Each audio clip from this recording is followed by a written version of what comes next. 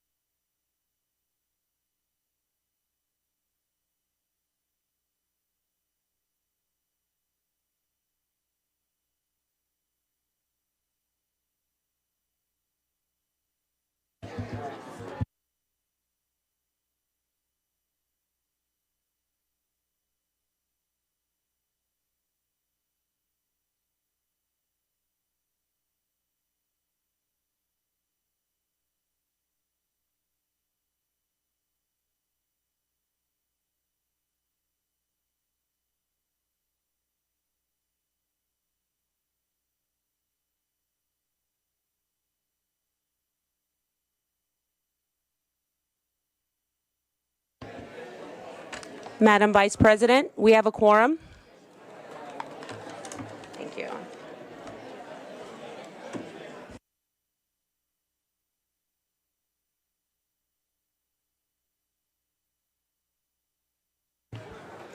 Can we call this meeting to order, please?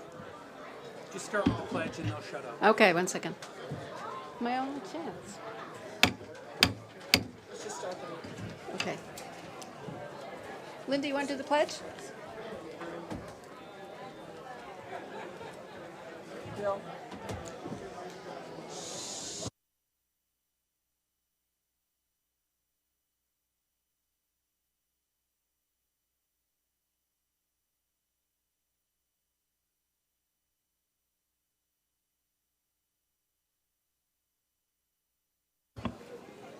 You want me to do the readout? Yes. Madam Vice President, I'm going to do the readout from closed session. Let me say something. I'd like to welcome members of the public tonight. And if you could settle down and be quiet, we could get going. And then you could get out of here even faster than you're going to get out of here in a very, very long meeting. So,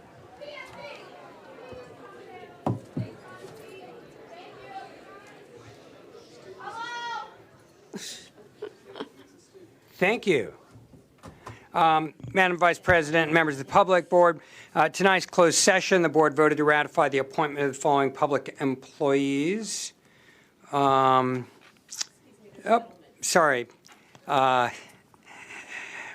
to, on the following settlements. On November 12, 2019, the board had voted unanimously to approve the settlement of case number 3:16-CV-04390, Payne versus the Peralta Community College District. And that was a motion by Trustee Withrow, and I seconded it, and it was a vote of 7-0-0-0 with 7 ayes. On September 10, 2019, the board voted unanimously to approve a settlement in case number 317-CV-07367JD, Delson v. Peralta, on my motion, seconded by Trustee Withrow on a 7-0 vote.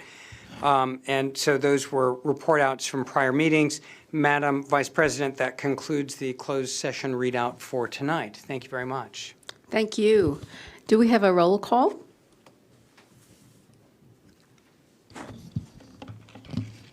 Our student trustees are not present, so we'll start with Trustee Withrow. Aye. Trustee Handy. Trustee Gonzalez-Yuen. Present. Trustee Napolia Bella-Reese. Trustee Brown. Here. And Trustee Weinstein. Here. Trustee Bonilla was supposed to participate by phone, but she is having some connections issues. Okay. Next agenda item is 2.4, presentation of awards to the 2019 Board President and Vice President. And since Trustee Bonilla could not be present, we have Trustee Napoli-Reese to accept the award on her behalf. We're We're going to come down there.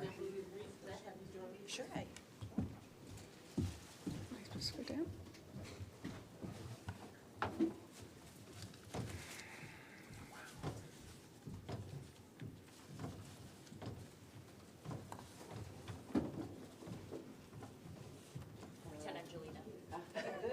Okay.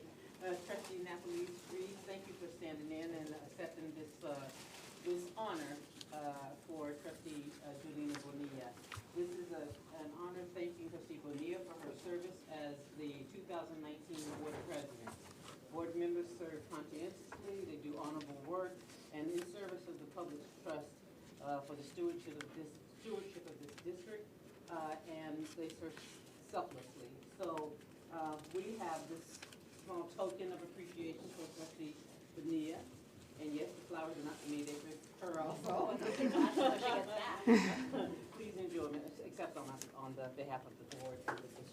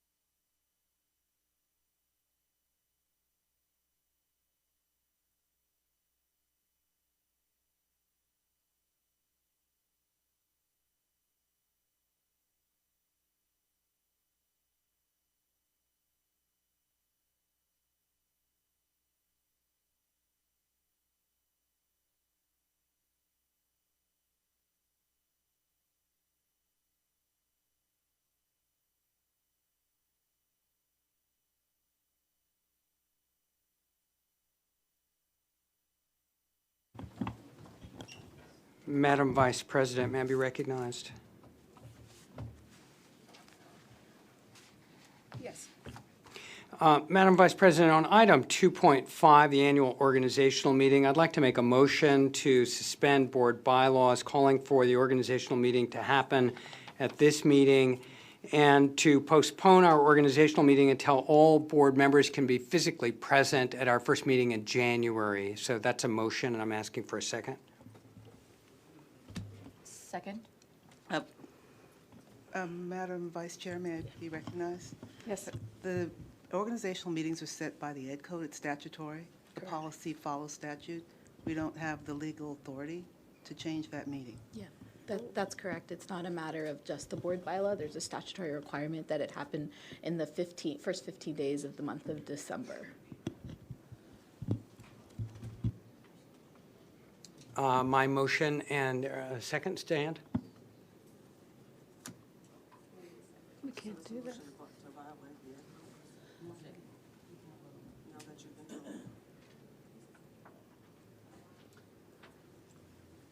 No, Sure, I'm not sure how that, if you could, how we can have a motion to try to override the, At all. We can't hear anything that's being said right now. speak into the mic. Go ahead, just speak into the mic. yeah, I'm not sure that we can override the basic laws. I think we have to, whether we want to or not, I think we have to go ahead with the.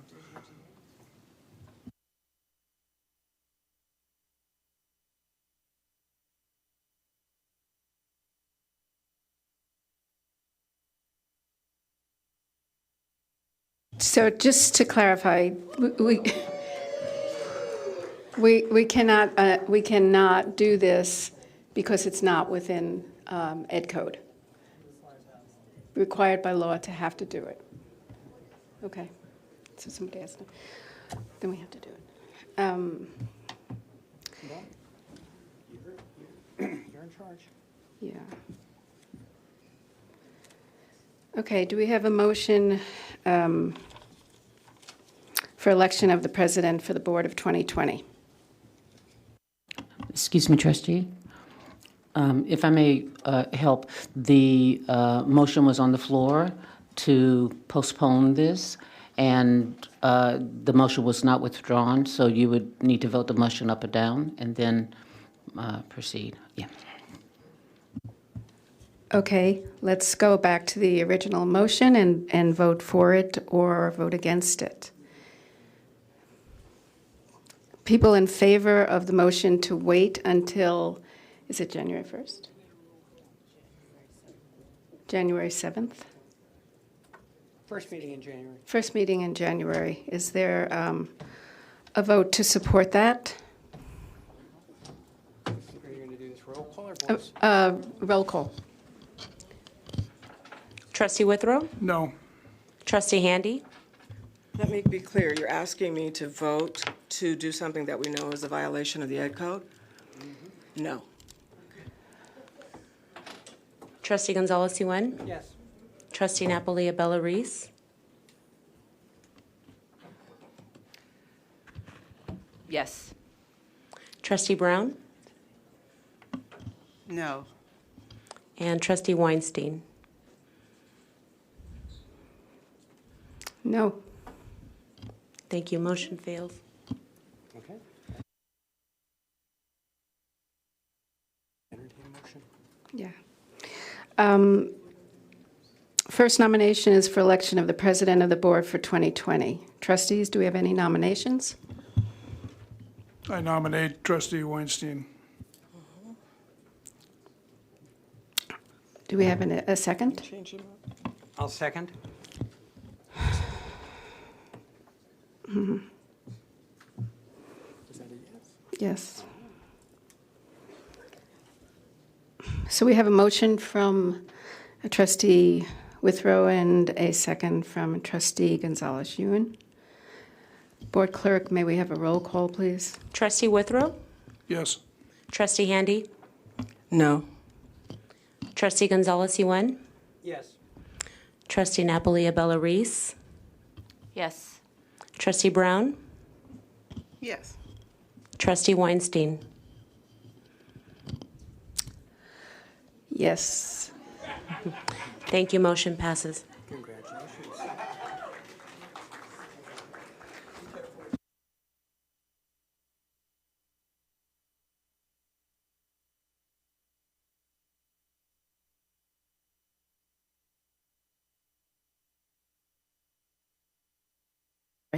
Next election is for the vice president of the board for 2020. Trustees, do we have a nomination? I nominate trustee Withrow. Second.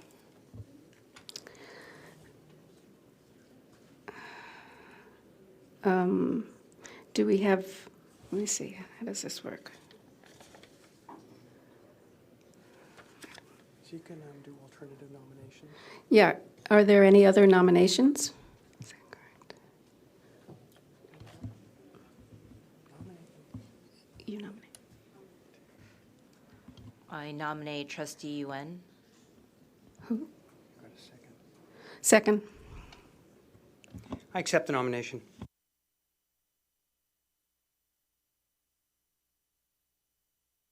May we have a roll call on trustee Withrow? I'm not sure how this works now when we have two.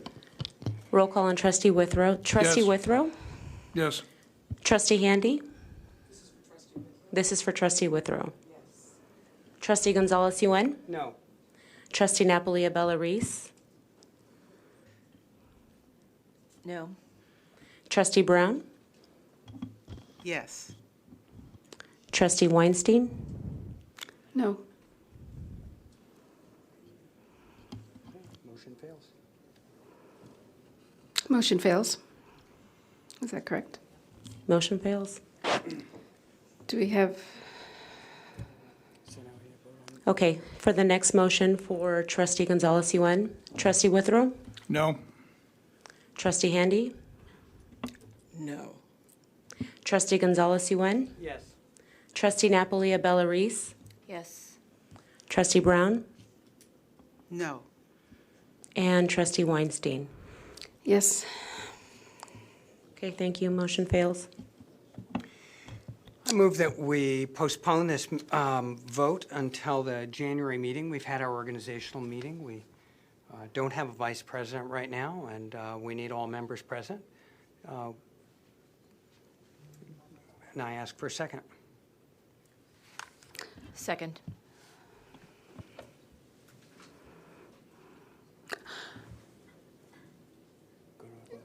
Yeah, I know. Roll call?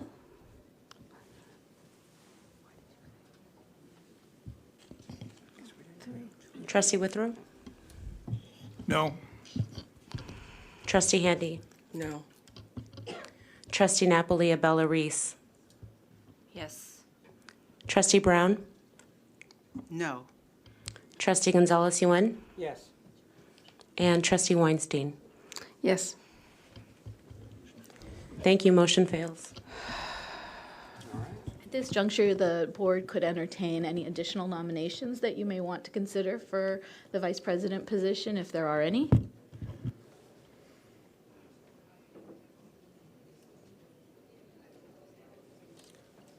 Seeing no other nominations, move on to the next item. No other nominations? Then we should move on to the next item.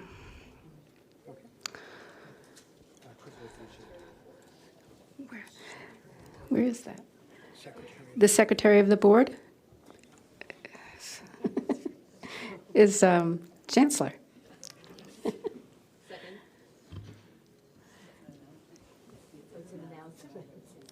It's an announcement, okay. The Chancellor serves as secretary to the board, and this item has been included as one of the items for you to vote on. So there, you can consider the Chancellor, which is the formal. It's just you're formally recognizing the Chancellor as the secretary to the board. It is just a custom. Okay. A motion? I move that we recognize the Chancellor as the Secretary of the Board by acclamation. Second? Call for vote by acclamation. Trustee Withrow, Yes. Trustee Handy, Trustee Gonzalez-Yuen, Yes. Trustee Napoli-Abella Reese, Yes. Trustee Brown, Yes. and Trustee Weinstein. Yes. Thank you. Motion carries. Okay. Okay. No. The report of action taken in closed session? Yes, Madam President. We did do that report. Okay. Approval of the agenda? So moved. Any second? I'd like to, second. Discussion? I'd like to move 7.2 to action.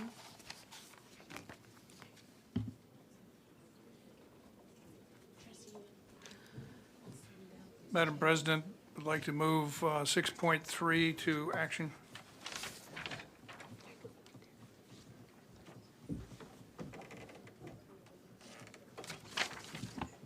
And Madam President, just a modification on the agenda, correction of errors.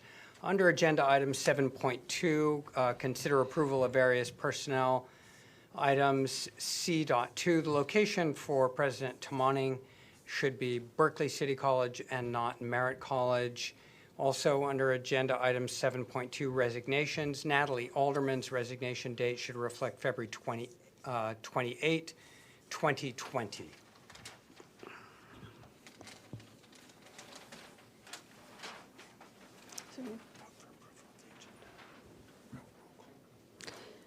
I'd like to have a vote for the approval of the agenda.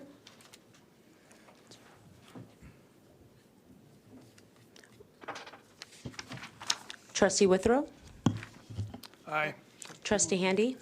One more. One more. I'm sorry, I wanted to ask if we could move 6.7 to the action calendar. So, So Madam moved. President, I believe that's 7.2, Trustee Withrow, that was 6.3, Yes. and 6.2, 6.7. 6.7, all being moved to the action calendar from consent. We're moving items 7.2, 7.7, 7.2, 6.7, thank you, and 6.3. and 6.3 from the consent calendar to the action calendar. We should, we didn't, And 5.4. No, we didn't. And 5.4. And who's moving 5.4? Meredith. 5.4 and 3.9. 5.4. 5.4. 5.4. Let's move 5.4 also to action.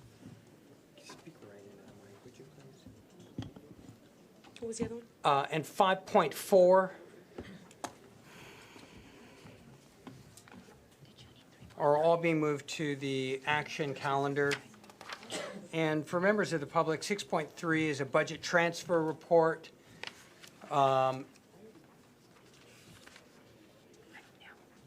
6.7, Meredith, what is that? That's the Reverend Trine and Day, auditors. that's the auditor, we haven't, 6.7 is the ratification of the contract with our auditors.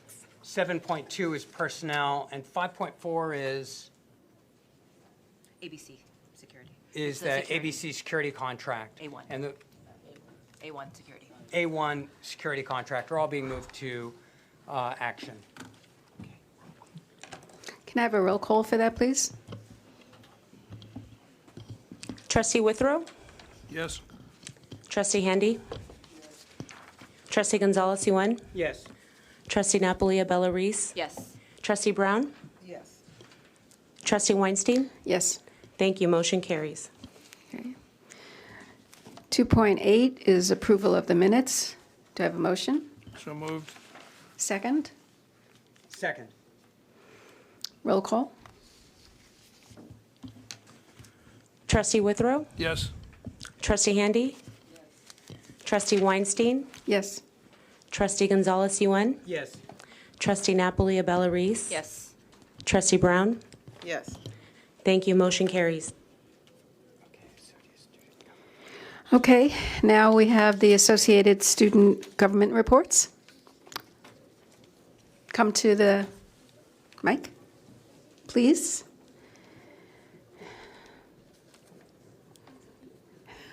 Thank you.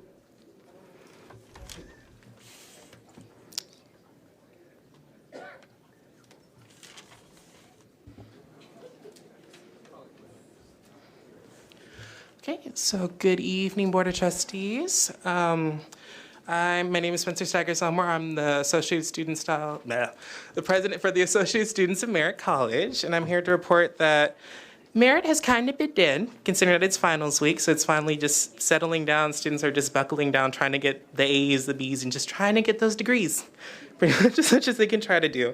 So a lot of the associated students are planning for the next semester, so we're having our next meeting this Friday on the 13th at 2 o'clock, just to get prepared. And I also wanted to give a personal thank you to Trustee Weinstein for showing up to a Puente event last night for Noche de Familia. It's just a beautiful traditional event that's just celebrating the students as they finish their first semester of college. So I just wanted to thank you for showing up and basically supporting the Merritt College students. Thank you. It was absolutely my pleasure, and it was wonderful to be there. Okay, Appreciate and that it. concludes my report. Thank you. Good evening, board members, college presidents, respected colleagues, Vice Chancellor, and Chancellor Stroud. My name is Max Franke, President of the Associated Students of Berkeley City College. And to cap off the fall semester, is this thing working? To cap off the fall semester, we've taken on a few initiatives in order to improve student efficiency at Berkeley City College. Those three initiatives have been housing, promoting an eco-friendly campus, as well as the third was boosting voter participation among students. And by promoting events to highlight the debates, the different candidates, the different bills that are on the line, on the table, we have boosted awareness. We've registered students to vote. And I'm very proud of our board for taking on these projects and partnering up with clubs to do that. We've approved a large purchase of aluminum bottles to promote a plastic-free campus. And next year, we're going to be looking to make BCC a plastic-free campus. And we've also put together an online platform which basically connects students to housing in the area, so that students in need of housing can connect with other students and find housing together, live together. And we've already gotten 25 responses for the housing needed, and we've gotten 20 responses for housing available. So it's actually been a way better turnout than what I expected. And so next year we'll be looking to implement that. Yeah, we've had several events. Business Career Fair last week, Club Rush 2. We had a transfer panel where we had some Cal students come over and give tips to community college students on getting into UC Berkeley. And yeah, I'm very proud of our board for this fall semester. And we have a lot of things planned for next year, so I wish you guys a good break and happy holidays. Thank you. Thank you so much. Really appreciate the work you're doing. Thank you. Hey, hello everyone. I just want to start off by saying hello to the Chancellor first. Hi, Chancellor Stroud, how are you? I was on an airplane with Chancellor Stroud, and I felt super important to know that I'm on a Southwest airplane with my Chancellor of my district. So I just want to say hello. I also want to give a special hello to the Board of Trustees as well, and also all the college presidents. Y'all don't know how good I feel to be in this space with everyone and just share this space with you all. It's just even better to be here. I just wanted to say, first of all, from one president to another, I would really like to thank my college president, Tamil Gilkerson. I'm clapping because I'm really appreciative of this. My college president helped put on, and I also want to give a shout out to the Basic Needs Summits Committee for putting on an excellent Real College California Basic Needs Summit at Laney College. It was really, really, really, really good. And me being a student and coming from where I came from and receiving basic needs that led me to becoming student president and being an advocate for our students, I can really appreciate how our college leadership is just pushing the envelope to advocate for like basic needs like food, housing, healthcare among community college students, because basic need is not a want. Like, it's not something that we want. Of course we do, but it's also a right as well. And I feel like at Laney College, we are making it a right that all students get basic needs. I really think that. As the semester winds down, it's been finals week. It's been really crazy for all my council members. And I could speak and say that we've been really trying hard to finish this semester out on a strong note. As we wind down, we look forward to supporting and possibly sponsoring in collaboration with other organizations a political action internship where we employ 2 students as interns and train them in core political organization advocacy skills that put the interns to work both on campus and in the community, helping to build a movement that improves the lives and working conditions of community college students, staff, faculty, regionally, locally, throughout the state. This motto was actually brought to us by one of our best professors at Laney College. He's also the English chair, Chris Weidenbach. but this is a model that was adopted by De Anza colleges and also Foothill colleges, and it's been really, really successful. And we look forward to carrying that into the spring semester. We want to do things to help students. We kind of pinpointed students. So we have our parent students, we have our student athletes, we have our student workers, we have ADA students. We want to pinpoint certain students that we can help all students and just, kind of like touch everybody in each way. In closing, I'm sorry if I'm talking too much. In closing, though, it's been I would love to come up here and tell you all that it's been peaches and cream at our student government. It's been lovely, don't get me wrong, but we all know being on council, it's been a learning experience. It's been a roller coaster ride. We agreed, we disagreed, we laughed, we cried, we bonded. But at the end of the day, we bonded over the betterment of all students at Laney College. And I just wanted to say that, as president, I am extremely proud of my council members. We started with 3 council members and we ended up gaining over 10 council members. Now we have 13 council members on our board. And I just want to say I'm extremely proud of them and the way they persevered through this semester. And I can honestly say that I have love for all of my council members. And I wouldn't want to be president of any other student government. Excuse me, I'm sorry, but I love my college. I love Laney College. I love my school, and I love my students. Thank you so much. Thank you so much. That was very moving, and we really appreciate the work that you're doing and that Laney is doing. Thank you. Wow.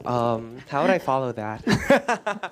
Anyhow, so good evening, everyone. My name is Israel, and I serve as ASCOA student body president. And just to do my report, so a week ago we had our study jam, which was on December 3rd and 4th, and we gave space for students to have something to eat and study at the same time, because you can't do that in our libraries. And here's some good news.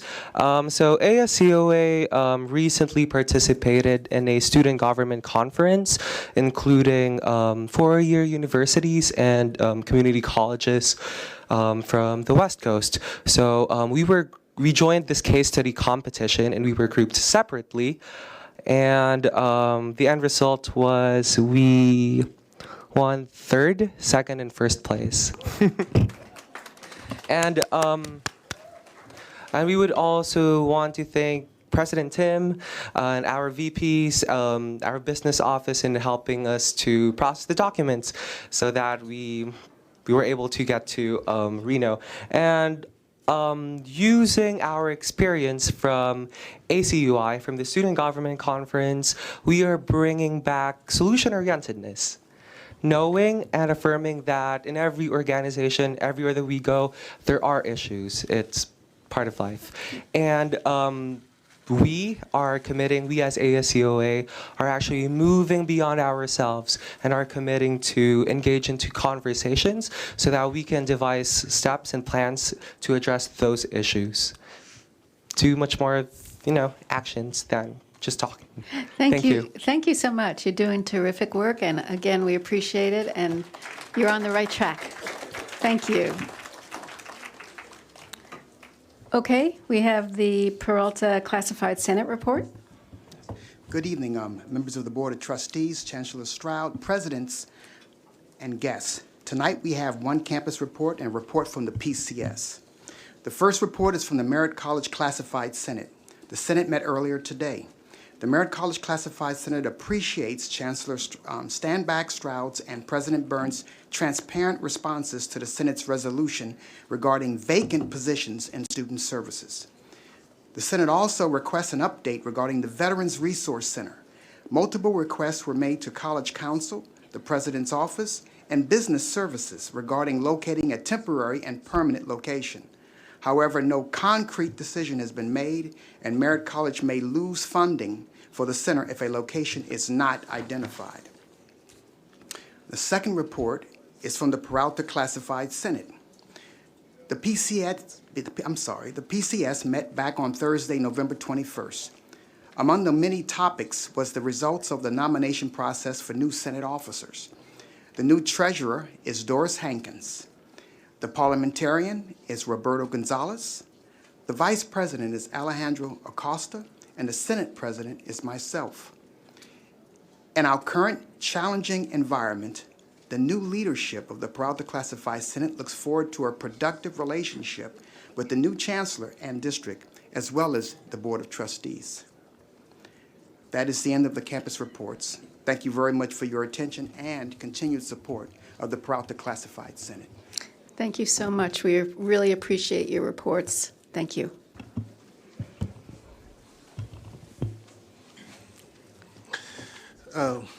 Good evening, President Weinstein and boards, the Board of Trustees, Chancellor Stanback-Strauss, college presidents, the vice chancellors, and members of the California Community College District, and most especially our faculty members.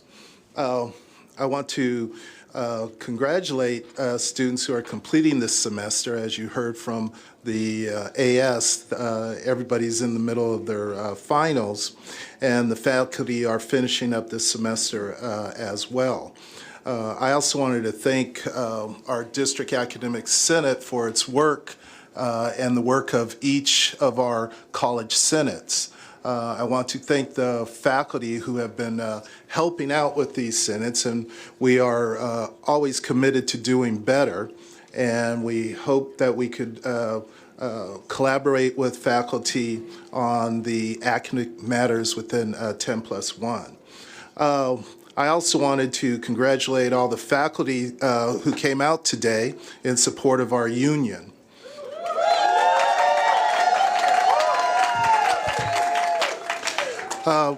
Last month and this month, I've been hearing the concerns of faculty over the cuts for spring.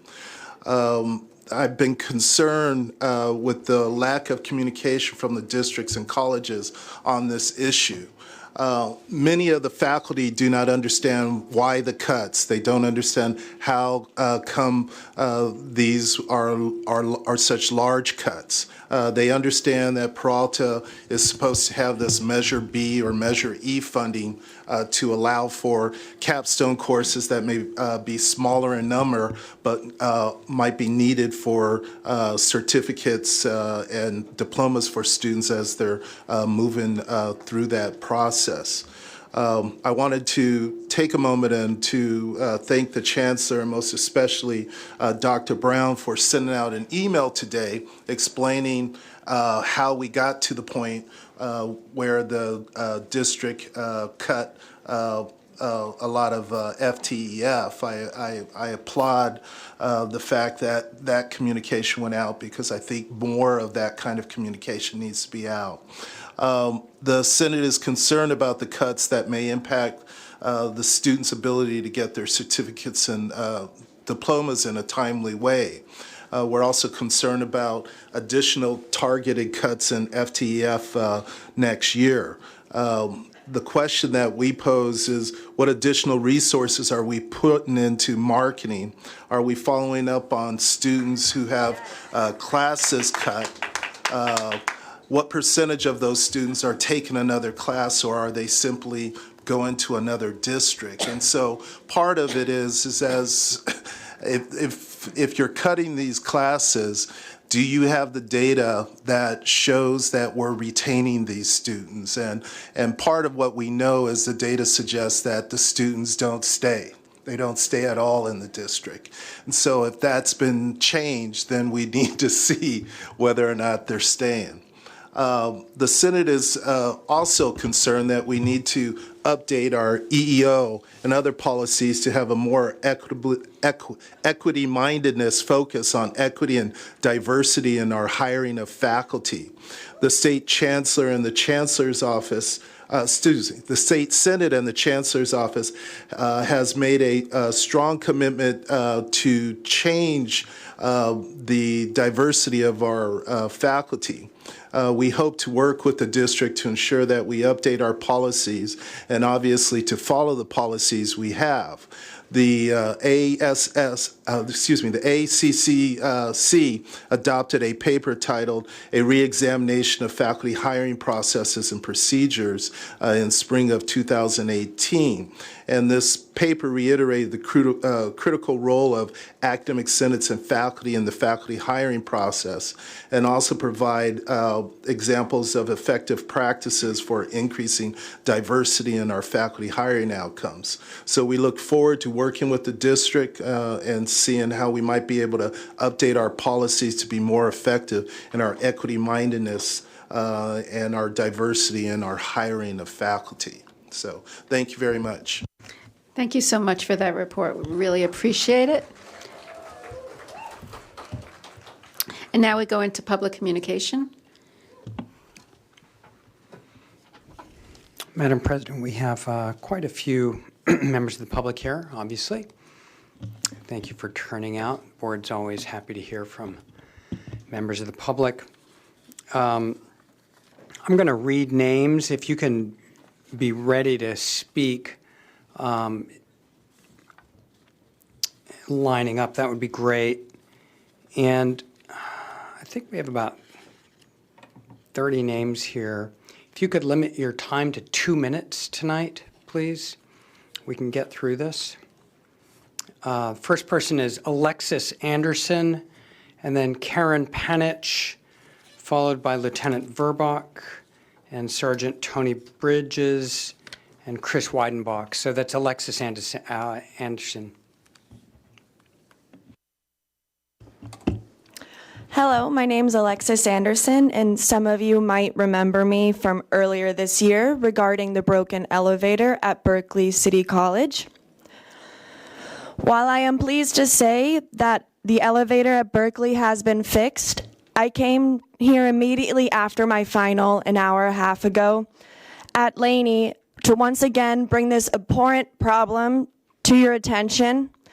I walked out of my final tonight to what should have been a short walk to my car to find the elevator broken. I then had a security guard who, from what I hear, has been hired to prevent this very situation to come up with a solution. To which he suggested I just go around to the administration building almost 200 yards away in the pouring rain and then go around the block to the parking lot where my car is parked. Excuse me. Instead of using the convenience, the right of using the elevator. I don't know how I'm in this position again, and all I have to say is that I'm grateful that I'm transferring next fall so this won't happen again. And I choose to use this as a learning opportunity, as an opportunity to speak for students with disabilities. But for the sake of students with disabilities, I implore you to figure whatever it is that is stopping you from meeting the basic needs of human rights immediately. Thank you. Thank you.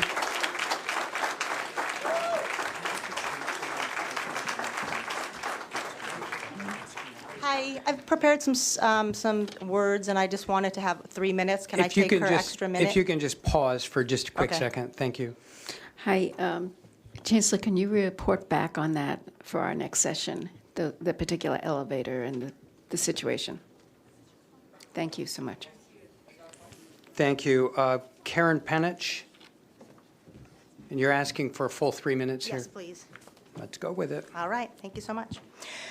Evening, Chancellor and board of members of the board. My name is Karen Panich, and I'm a part-timer in the ESOL department at Laney.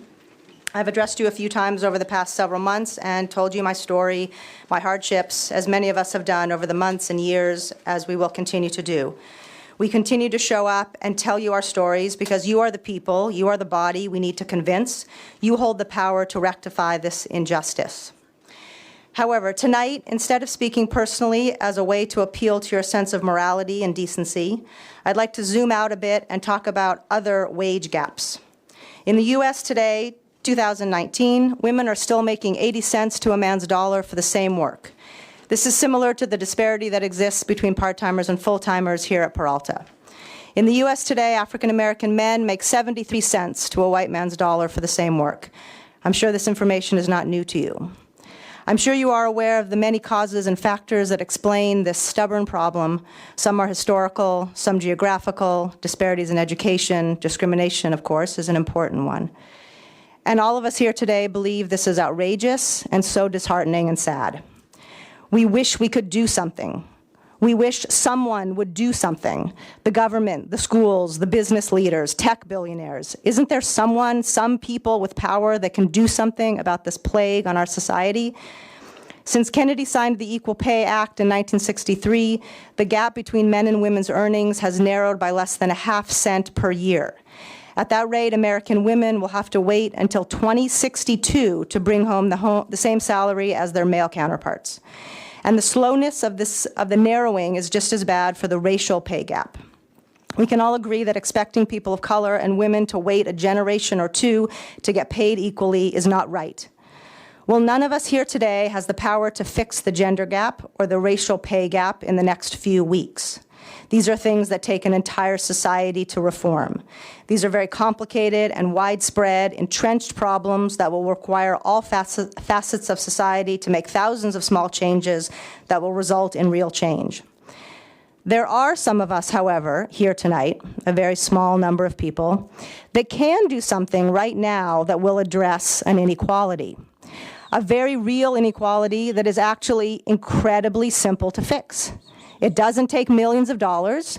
It doesn't take all facets of society to get involved. It isn't entrenched or difficult to solve. It is very simple and relatively cheap. Fully funding the steps costs 4% of our budget. We have the money. PFT has shown you time and time again that the money is there.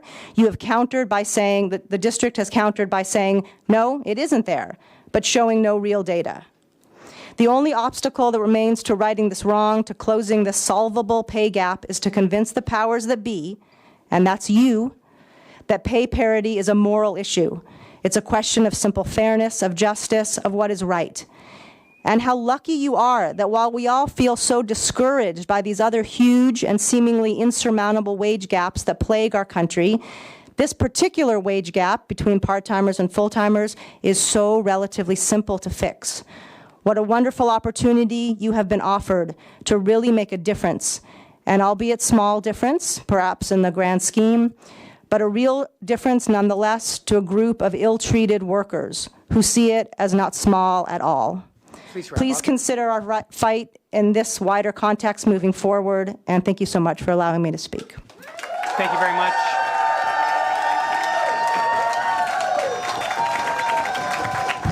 Lieutenant Burbach, Sergeant Tony Bridges, Chris Weidenbach, Rachel Simpson, and then April Bank-Hurd. So Lieutenant Burbach? Is Lieutenant Burbach present? Okay, come on up. And then I'm going to ask you to line up, if you would, please, Sergeant Tony Bridges, Chris Weidenbach, Rachel Simpson, and April, I think it says Bankhead or Bank-Hurd. I can't quite see. Thank you for making me follow that. That's awesome. Just the order of the cards, sir. So anyway, Lieutenant Verbeck, for those who don't know me, I'm with Peralta Police. Come up, folks. So I just want to introduce a couple of our new officers, and then one of our old officers is now back as a sergeant. So first up, in no particular order, Deputy Juan Carrera. Juan comes to us. He came on the Sheriff's Department in 2005. He's worked at Santa Rita Jail, Court Services, and he came to Peralta in May of this year. He's an Oakland resident, born and raised, and we're happy to have him on board. Second is going to be Deputy Francis Gonzalez. Deputy Francis Gonzalez. He's got a fan in the crowd. That's awesome. Francis came to us this year as well in May. He came on the Sheriff's Department in 2014. He's also worked at Santa Rita Jail, Court Service, or Correction, and our Patrol Division in San Leandro. He is born and raised in the Bay Area as well, and he's working the night shift at Laney College, and I'm sorry, Juan is working the night shift at Merritt College right now. And third is Ramsey Jackson, who just came to us last week.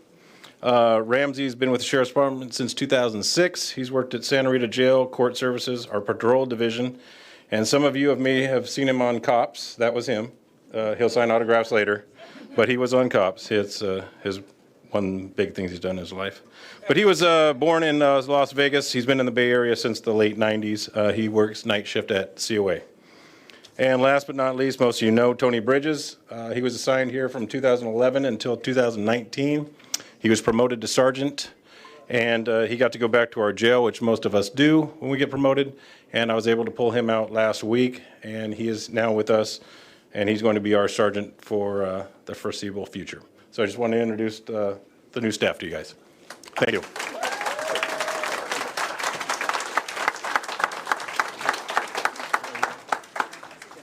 Sergeant Tony Bridges, were you going to speak? No? Okay. So Chris Weidenbach, Rachel Simpson, April Bankhead, and Jennifer Fowler. Mr. Weidenbach. Good evening, everybody. I guess I would like to direct my comments to not only the board with the hopes that you're hearing what we're asking you to do in terms of direction with the district administration. I know direction isn't a command, and I'm glad it's not. My comments are also directed to the district administrators because I want you to hear an honest, genuine sound coming from the faculty, which when I listen to faculty and when I talk with faculty, I'm pretty sure they're honest with me, and I'm pretty sure I understand what they're saying, and I'm trying to relay it to you. I'm also trying to tell you what I know from students. Without any prompting, I've talked with at least a dozen students over the last week and a half, including at a enrollment fair we did at Laney, an enrollment rush where faculty met with students promoting our transfer degrees, letting them know about classes that are cool classes that might get canceled if they're not enrolled enough and such. And again, without any prompting, they're saying, why are these classes disappearing? Do you know why there are so few? Why are there so few English 1As? Why are there so few of this algebra class? Why are there not enough options in terms of days and times for me to take these classes that I need? I've been very clear with my deans over the years. I was a department chair in English at Laney, with the VPIs, with our college presidents, with our union leaders, with our Senate leaders. I am not looking to be in the make work business. I'm not trying to find jobs for part-time teachers that shouldn't exist or that don't really have much value. Please wrap up. And that is not the role that any of us are in. All these volunteers, all these people not getting paid to be here tonight, that is not the role we're in. We want the right number of classes to provide access for students to get a good education. The right number of classes. We don't want classes canceled 2 weeks before the semester begins because the enrollment pattern is very clear. Peak enrollment happens during the first week of classes. During the first week of classes. We might wish it were otherwise, but it is not otherwise. Is there someone who'd like to cede their time to Mr. Weidenbach? I'll stop after I say this. We need the right number of classes. We cannot have cancellations that don't make any sense when you're trying to grow enrollment and you're taking actions that frustrate enrollment. We need to restore the FTEF, not just for next fall, but for this spring. Restore the FTEF so that we can offer the classes students need. And we need the fair contract, and we definitely need parity pay for part-timers. Okay. Come on, this is decency. This is basic human decency for people who say they believe in public education. If you say you believe in it, you better back it up with your actions. Thank you very much. Rachel Simpson, April Bankhead, Jennifer Fowler, Scott Hoshida, and Kimberly King. May I have three? I'll try to do. Is there someone who is Welcome, willing Chancellor. to cede their time? Okay. Well, okay. I'm just going to launch. Thank Go at you. it. Please state it to Ms. Simpson. I'll aim for it. Thank you, President Tomanang. Thank you so much for your service to BCC. And I just really want to. You've brought a lot of heart to the job. Why am I here? I'm a full-time faculty member, and I've got it made, right? So I'm work for the multimedia department at Berkeley City College, and we have 30 part-timers and 4 full-timers. And what do the full-timers? What the full-timers are here for in the long haul. The adjuncts play a crucial role in educating our students. When was the last time anybody here got an update on your phone? Technology updates occur all the time. It's our adjuncts who have one foot in the industry and who are current with technology and one foot in our education system who give our students the skills they need. We have adjuncts from Pixar, Lucas, KQED, Apple, and I've spent years building this department, and as Trustee Brown knows, I was one of 3 faculty in 2017 to win the Faculty Innovation Award from the American Association of Community Colleges. And it's a testimony, not to me, but to our department, that we've been able to build these ties with industries and give our students crucial skills. And not only do our adjuncts bring technology, they also bring diversity to our department. And in a field that is very hard to break into, many of our adjuncts are the people of color, and the majority of our adjuncts are women, and they are not well represented in media. And why are they coming to teach here? Because they want to see our students get the same skills that they struggled so hard to get. And they offer internships and a leg up into the industry. And it would just break my heart if we lose adjuncts who give so much in their service to our students and help them go forward in their lives. So please consider parity. Thank you. Thank you. April Bankhead, Jennifer Fowler, Scott Hoshida, Kimberly King, and then Audrey Clare. I'm sorry, what'd you say? April Bankhead. That's me, April All right, Bankhead. you are up, Ms. Hello. Bankhead. Yes. I just wanted to thank you guys all for your service. I am very proud to be part of the Peralta system. Hello. I just want to say that I'm very proud to be a part of this shared governance. I really, I started here as a student in the 1980s, and I was hired as a part-timer January 18, 2000, and I also got to help Karen Weinstein go, and I've just been so blessed to be a part of this democratic process, because being an instructor at Laney College, especially in culinary arts and in CTE, we're trying to build students' self-esteem. We're trying to build students and give them job skills, and so that maybe they don't get the bachelor's degree when they leave the culinary program or any of the CTE programs, but they get the confidence that they need, that maybe later in life they can go back to college and graduate with a bachelor's degree. Many of our students actually do come back and tell us, I finally had the confidence, I went for it, and now I'm at Cal Berkeley. My point is that we, as the instructors, look often at our students as they're our employer. I've had 4 different presidents, I've had several VPs, I've had several deans in the 20 years that I've been at Laney College, and I can tell you that many of us look at our students as our boss, and without which none of us in this room would be. And I just want to say that cutting classes and it's so hard on students. Many of our students don't have cars, they don't have enough money, to pay their debt off. So they are stuck. They are stuck having to clear their debt before they can re-enroll. And so for my program, that happens a lot. And I just want to say that I hope that with the future, you can send a message by signing our contract and making it fair, that you believe in our students and you believe in what we're doing, and that we can together make a difference. Thank you. Thank you very much, Ms. Bankhead. Jennifer Fowler, Scott Hoshida, Kimberly King, Audrey Clare. Good evening, trustees, Chancellor Stanback Stroud, college presidents, administrators, faculty, classified professional, and our esteemed student scholars. My name is Jennifer Fowler, and I'm a communication instructor at College of Alameda. I'm here tonight as a faculty member standing with PFT and also a mother of 2 young kids. I have 2 kids under 4 years old, and I'm here to bring rising childcare costs into the conversation. For those of you that aren't familiar with current Alameda County childcare costs, the average cost of infant care in Alameda County is $1,800 a month. For preschool, $1,500.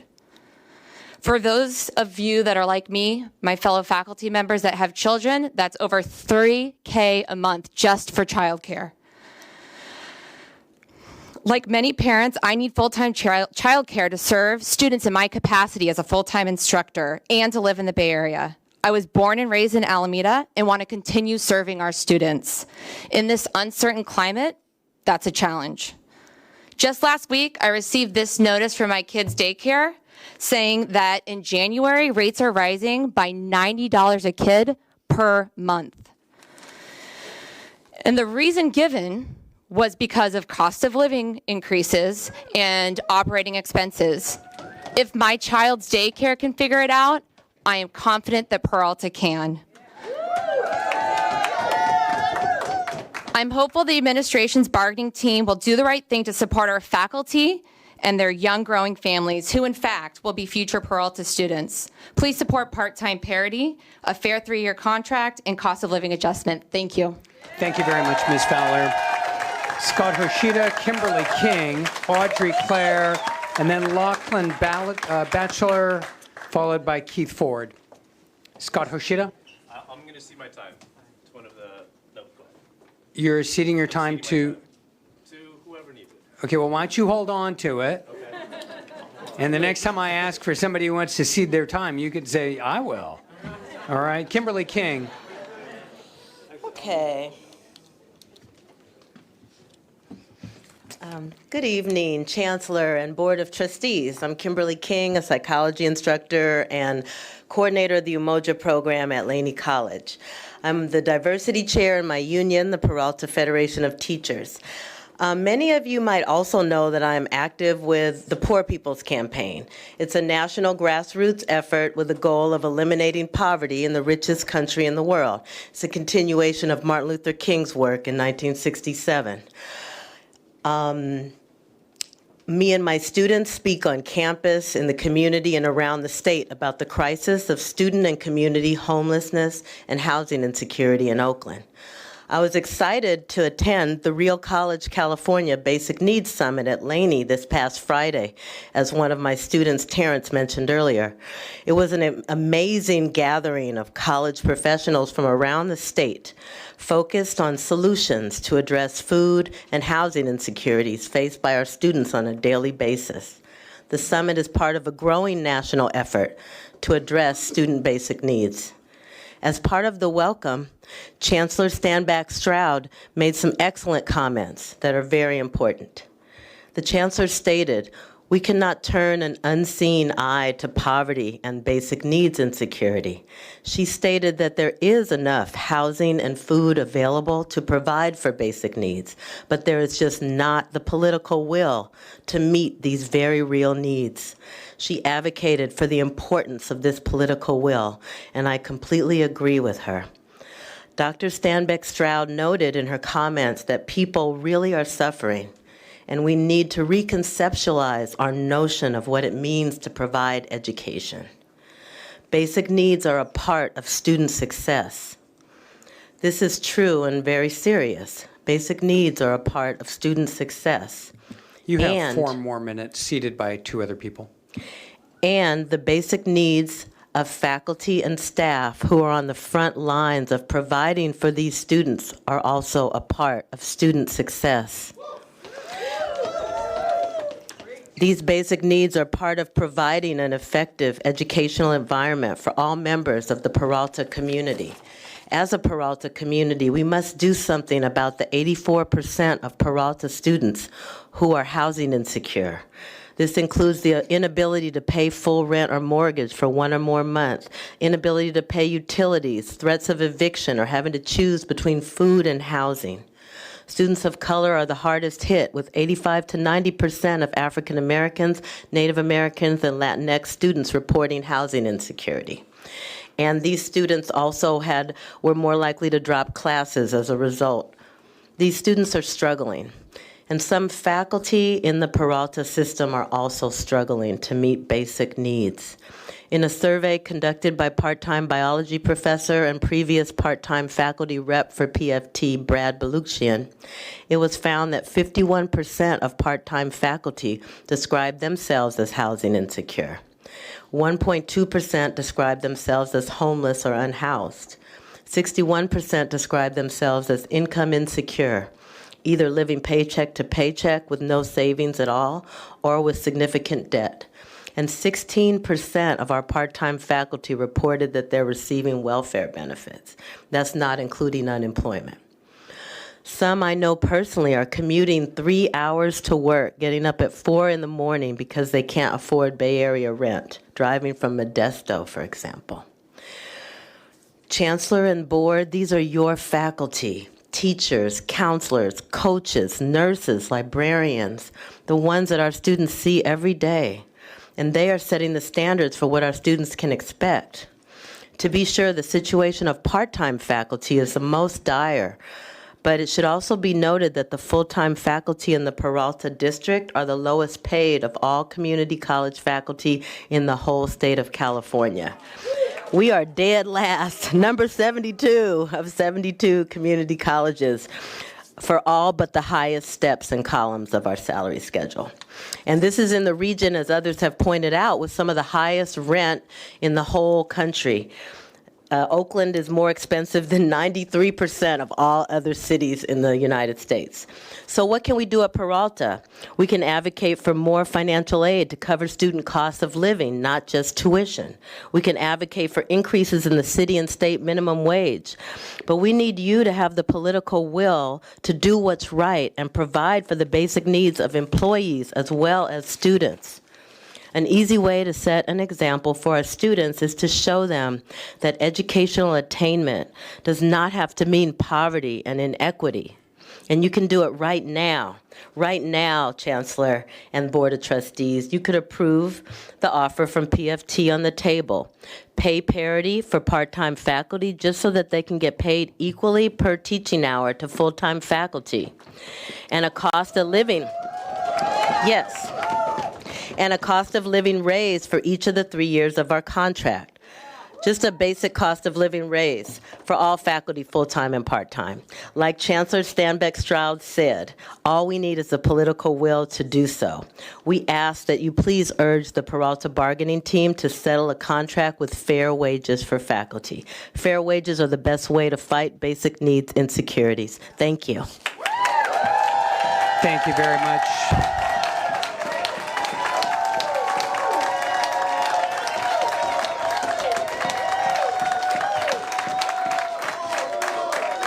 The next speaker is Keith Ford, followed by Francis Howard.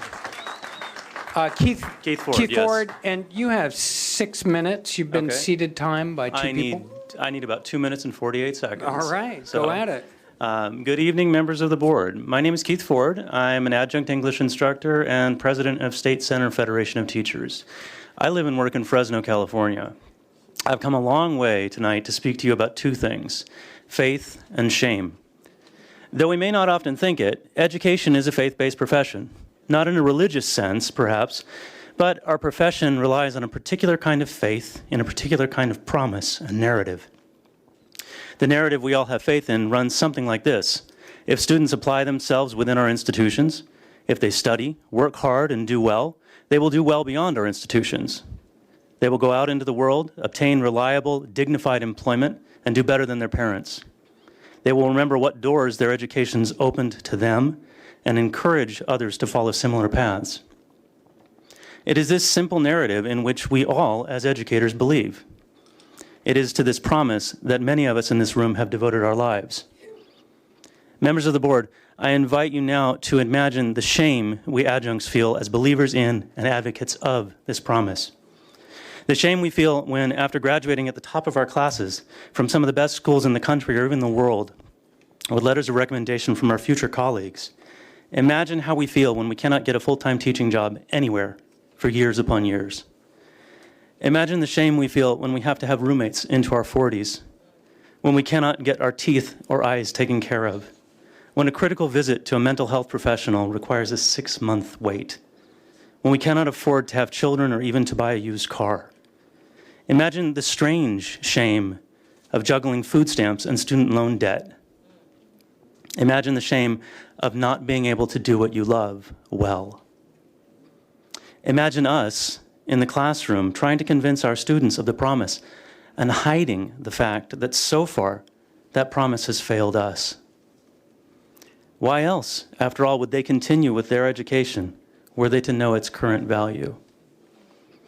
Imagine finally what would happen if students were to learn by the example of your adjuncts' lives how empty the promise of education has become. You have the power to change our shame into pride by voting in favor of a contract that fairly values the work your adjuncts do. You have the power to restore the faith of all adjuncts, of all your adjuncts, by voting for a contract which includes parity. You have the power to show us, with your vote, that our faith has not been misplaced. Thank you. Thank you very much, Mr. Ford. The next person is Francis Howard. Is Francis Howard here? Francis Howard, you in the audience tonight?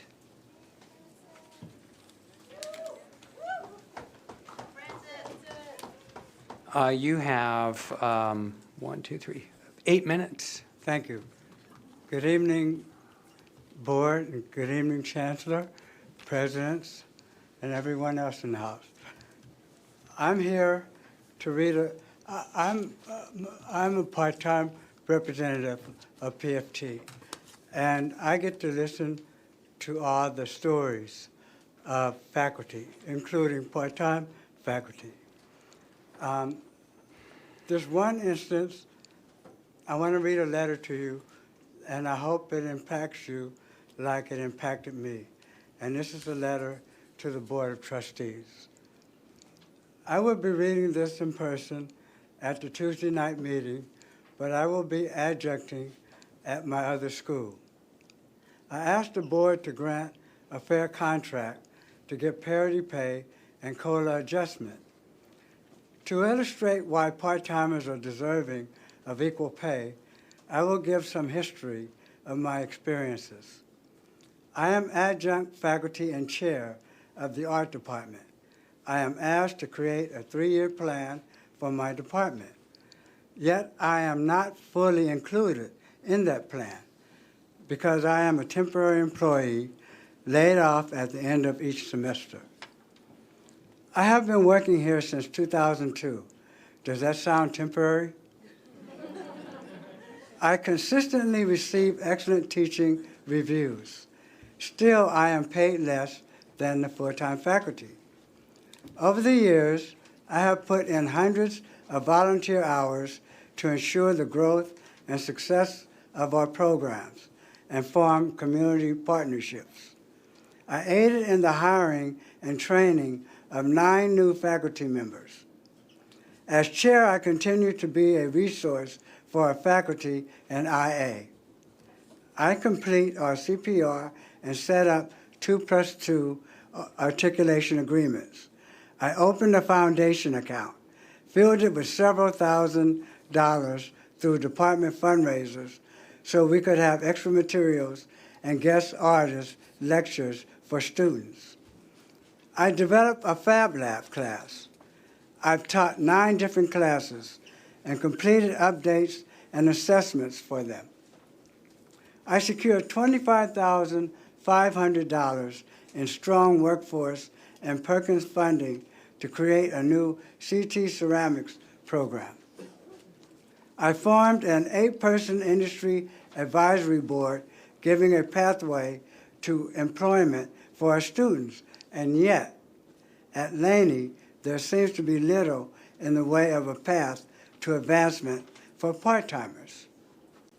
Full-timers lose out as well. With the over-reliance on part-time labor, more work is given while their pay stagnates without COLA. In the 18 years that I have been here, only one full-time position has opened in the art department. I applied for it, and last week was notified that I was passed over for an outside candidate. Because as temporary employee, I can apply as an internal candidate. While I wish the new hire all the best in their career and in no way mean to cast aspersions on their character or accomplishments to date, I do want to share my research and shed light on the predicament that part-timers are in.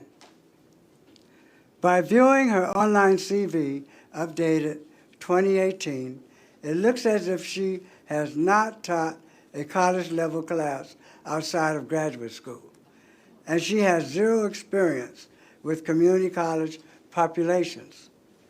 She has never taught any of the courses we offer at Laney. Nevertheless, using my 18 years of experience and in a professional, courteous manner, I will train and orient this new person while being paid less. Perhaps you think I am just sour grapes and sore loser. Unfortunately, I am not the only one who loses here. Where in this equation is the benefit of our students? From what I can see, this person possesses less experience than anyone who is teaching in the art department, yet I will need to tell some of our accomplished, well-loved faculty they have been laid off because of bumping rights. What should have been a long-awaited celebration for our department is now only disparaging. As educators, we are role models for our students, and if we allow our work to be continually undervalued, what sort of example are we setting? Do we say to our students, educate yourself and now go forth and become a doormat? Am I really in any position to ask my students to respect my teaching if I don't respect it enough to demand something as basic as equal pay? In that same vein, if Laney claims to be rooted in social justice, does the school walk the talk? Does this sound like an organization who values, respect, diversity, appreciation, competence, integrity, accountability, innovation, and collaboration? Can the administration preach these values while dismissing faculty input? While relying on so-called temporary workers, uneven pay, and no cost of living adjustment? Does that sound like someone who believes in social justice? Or is it simply something to talk about in meetings when it's convenient? It is time for Peralta to stop paying lip service and to instead start actually paying people. Fair contract, equal pay for equal work, COLA adjustment now, in solidarity, and I won't give her name. Thank you very much, Mr. Howard.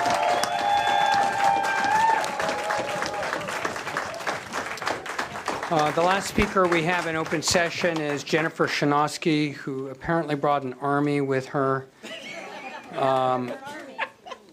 With brought the 1, ladies 2, of 3. PFT here. I think you have a total of 14 minutes with time that's being Don't worry, I'm ceded. not going to talk for 14 minutes. All right. Before I start, though, I'd like to make a quick correction. So Karen, when she was speaking, she had a slight mistake and just a misspoke the numbers. It's not 4% of our budget, it's 0.4% of our budget that we are in a labor dispute over. Now I'll talk. So now you can start my 14 minutes. So my name is Jennifer. I'm president of the Peralta Federation of Teachers and a chemistry teacher at Merritt College. Early in my career here at Peralta, one of the things that really struck me was the theme of respect that pops up often in our work and professional discourse. For example, we're asked to call each other doctor and president and even sometimes professor. We have a civility policy, which has been held up as a way to enforce this idea of respect in certain arenas. And I have even been told to dress more respectfully on several occasions by several different people. Maybe it can start there, but long before these small acts of respect before long, these small acts of respect become superficial without any real respect to back them up. Real respect is something deeper than a title, a written code, or proper wardrobe. Real respect is listening. Real respect is asking and answering questions honestly and openly. It is accepting that those questions are being asked out of respect and with respect in an academic environment because more information is needed. It's saying that we don't know when we don't know and working together to find the answers. It's transparency, real transparency, and it's following our own policies, procedures, and contracts. It's honoring each other's time and effort, ensuring that the meetings that we're constantly going to are run well and have real outcomes that will actually be fully considered, that our charges in these meetings are clear and that we're allowed to carry them out. It's using taxpayer dollars as they were actually intended and not as a convenient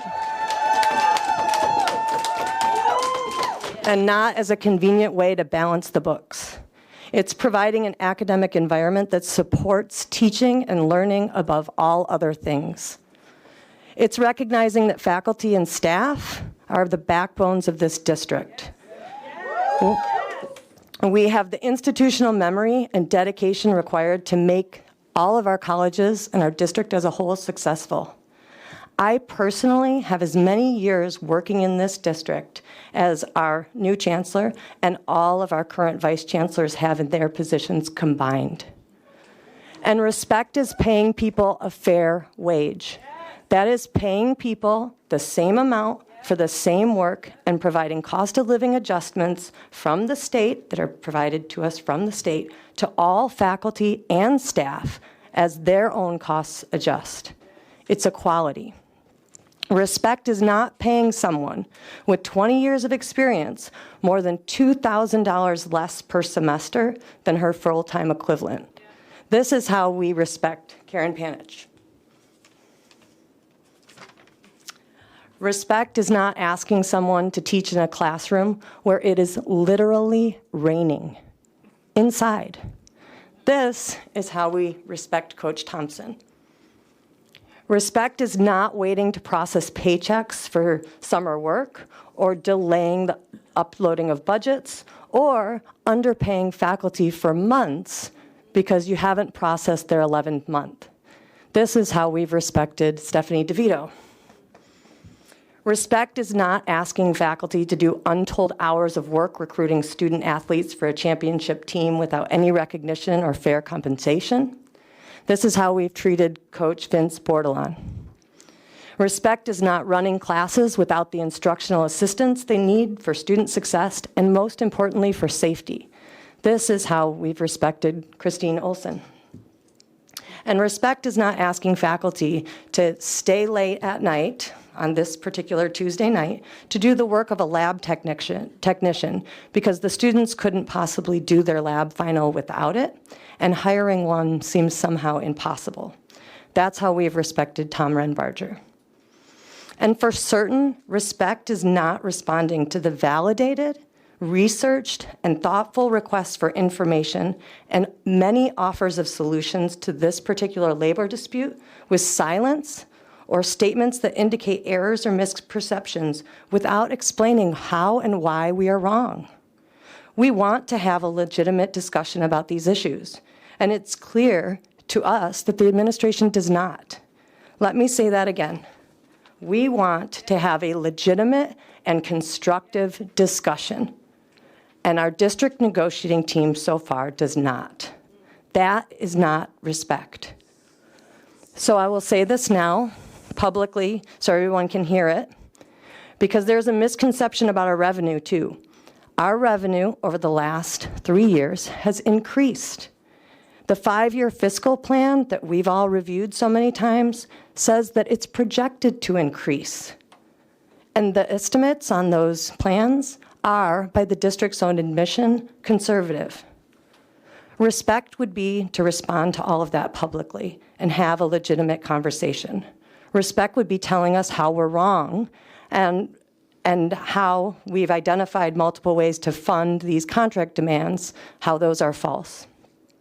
Faculty are here tonight because we know that the district has the money to settle a fair contract, and we can prove it. We have proven it. We're waiting for the district to do the same. And a final reminder, when you disrespect the faculty and staff in Peralta, you are disrespecting our students. And as for us, the faculty, will continue to be here for as long as it takes. Just ask those students. Thank you.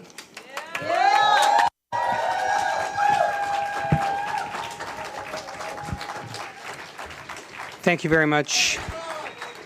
Thank you very much, President Szymanski. I want to thank the people who showed up tonight.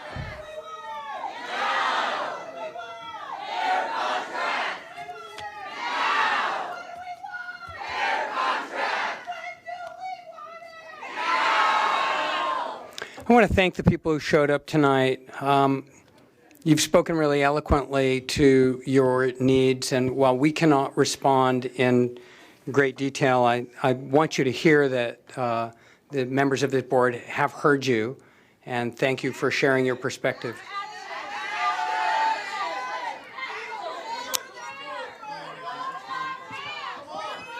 President Weinstein, those are all the public comments we have tonight.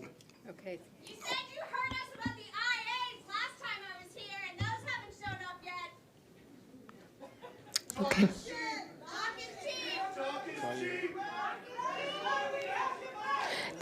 Thank you. Okay, thank you. Thank you.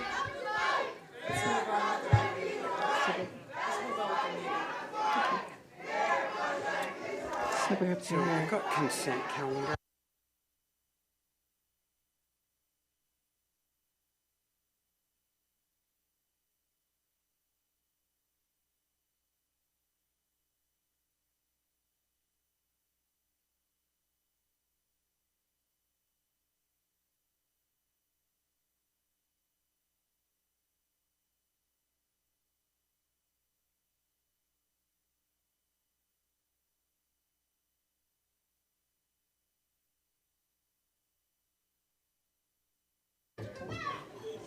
Thank you. Thank you very much. We're going to continue now with the Chancellor's reports.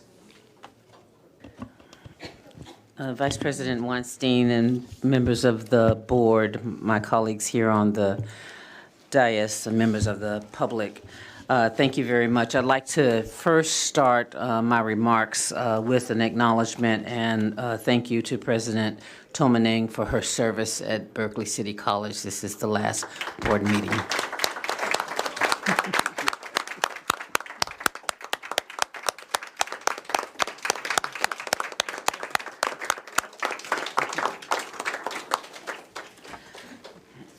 I tried to offer her my firstborn, but he's 37, and she wasn't buying it. The next thing I'd like to say is that as a part of my report, I'm going to ask each of the college presidents to take 1 minute and say one great thing that's going on at their college. They probably could say 100 great things, but I thought that they would represent that very well. So first, if I can call on Dr. Tomaning. Great. Good evening, trustees. Thank you, Chancellor. So I wanted to highlight a very exciting new community partnership and initiative that we're doing at Berkeley City College with Councilman Ben Bartlett. And the work will be happening in South Berkeley. And it is to develop a health equity and innovation project generating community health workers. And with our Office of Instruction, we're working specifically with our existing programs, CDCP Bridge to Community Health Berkeley Adult School, to BCC. We have a Certificate of Achievement in Social Work and Human Services paraprofessionals. And so we plan to have our students go through our program to be ready to participate in this equity health initiative. Additionally, what we're excited about is that Councilman Bartlett is working with local industry partners to help generate funds so that we could really develop a robust internship for our students. So that's one highlight in terms of working directly with community. Okay, thank you. President Gilkerson. Thank you, Chancellor. In partnership with Oakland Unified School District's Adult Education and Career Development Program, Laney College has just launched, provided Spanish-English General Education GED program on campus. Classes have been offered this fall, Monday through Friday, with both morning and evening times to meet the needs of the community. Currently, we've been serving around 60 students. Laney College has been working with the instructor to provide regular information and updates about Laney College's program as an options upon completion of their GED. More importantly, the on-site GED program is especially helpful to new referrals to our Restoring Our Communities program, which serves our justice-impacted individuals. Many new referrals to the Restoring Our Communities do not have a GED, which means they do not qualify for federal financial aid. Our Restoring Our Community staff have been able to walk students over to the GED class and get them registered right away, while continuing to support students in their transition to college as they approach GED completion. In addition, Laney College is working with the Oakland Adult Career Education Department to develop a more streamlined process for GED students to take advantage of dual enrollment and begin earning college credits while obtaining their GED.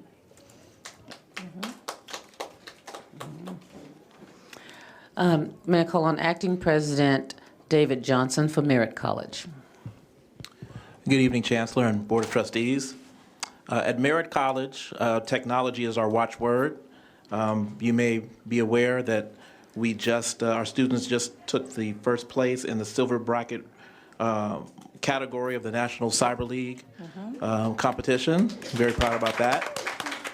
And we're also proud to announce that we received a $45,000 donation from the Consortium of Information Systems Executive Education Fund Group.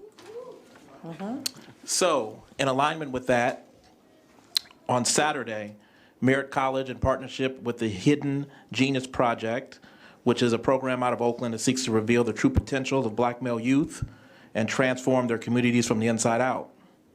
This Saturday, we're hosting the 7th annual Brothers Code event, which provides young people with opportunities, networks, and skills that can guide them to exciting opportunities within the tech sector.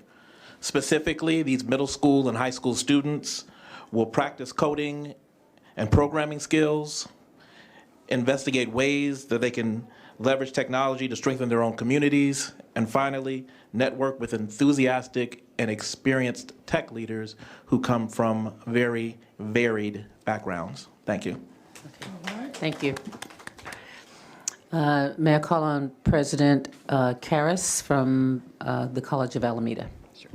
Hello, Board. I just want to highlight, earlier this semester we put out a call to our faculty, staff, and administrators about an opportunity to go to equity academies this fall and into the spring. And we had, we put out saying, maybe some people might come. We had a tremendous response from staff members, faculty, and administrators who wanted to go, and we were able to send 3 teams of 10, which were, mixed with faculty, staff, and administrators on each team. The focus was about 2 weeks ago in November on the anatomy of a transformative course.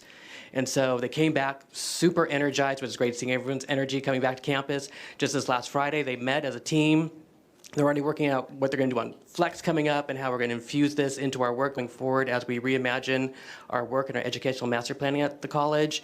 And then for our student services group, there's an upcoming academy in February, for counseling, transformative counseling, we already have 2 teams of 10 all signed up to go to that. So we're really looking on leveraging the academy work to really transform how we teach and learn at COA. So we're really excited, and I'm just so happy and blessed that so many people, when we put out an offer, just stepped right up and said, this is what we want to do. So I think we should be really proud of our college and our district. That's my coach. All right, thank you. Thank you, President Karras. And then, members of the board, I'd just like to share a few more things that are on the agenda for my report. The first thing is have VC Brown make any comments about the enrollment report. Good evening, Board of Trustees, colleagues, and community. I posted on the agenda the enrollment report for today, December 10th. And for fall, our target was 7,650 residential FTEs, and we are currently at 7,147 FTEs, which leaves us about 502 short. However, we would expect to collect about 160 more FTEs from COA's intercession and from positive attendance hours. Noting also, again, that we're focusing a lot on increasing the productivity in the next semester as well as the next academic years and beyond, because the gap there is significant.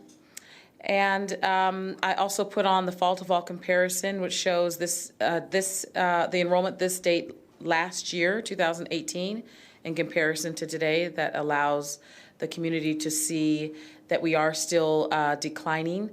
And it represents about 144 residential FTEs decrease from last fall to this fall on this day. For spring, you can see where our spring numbers are, both in the first chart as well as the second, but it's much too early to really give much analysis of that. Enrollment began a few weeks ago, and we'll give a more full report and be able to project how spring is looking at the January Board of Trustees meeting. Thank you. Chancellor, just a few questions. At the very bottom of the target report, I'm looking at the spring 2018 to spring 2019 comparison. Was that supposed to be spring 2018 to spring 2019, or is it actually 19 to 20? If you look at the grid and the labeling at the very top, it says Right. 1819, but it's 1920. Oh, thank you. That's an error. It is actually 19 and 20. 1920. So the label at the top is incorrect. Okay, Thank you for catching that. So I have a few questions related to that. So as I think about what you had just said right now in terms of the students declining, I looked at the fall 18 for the 4 colleges and the spring 19 for all of those colleges. And I'm curious because obviously as we look at spring 19 to spring 20, there's a reduction in terms of the number of sections. But for all of the colleges from fall 18 to spring 19, there was an increase in the sections. And I guess the question that I have is, as we saw the students declining and we had a sense that we needed to kind of buckle up with our sections, what happened between fall 18 and spring 19, which is going to lead to my next question, which you may want now or later. Well, why don't you answer that, and then I'll, or whoever Okay. can.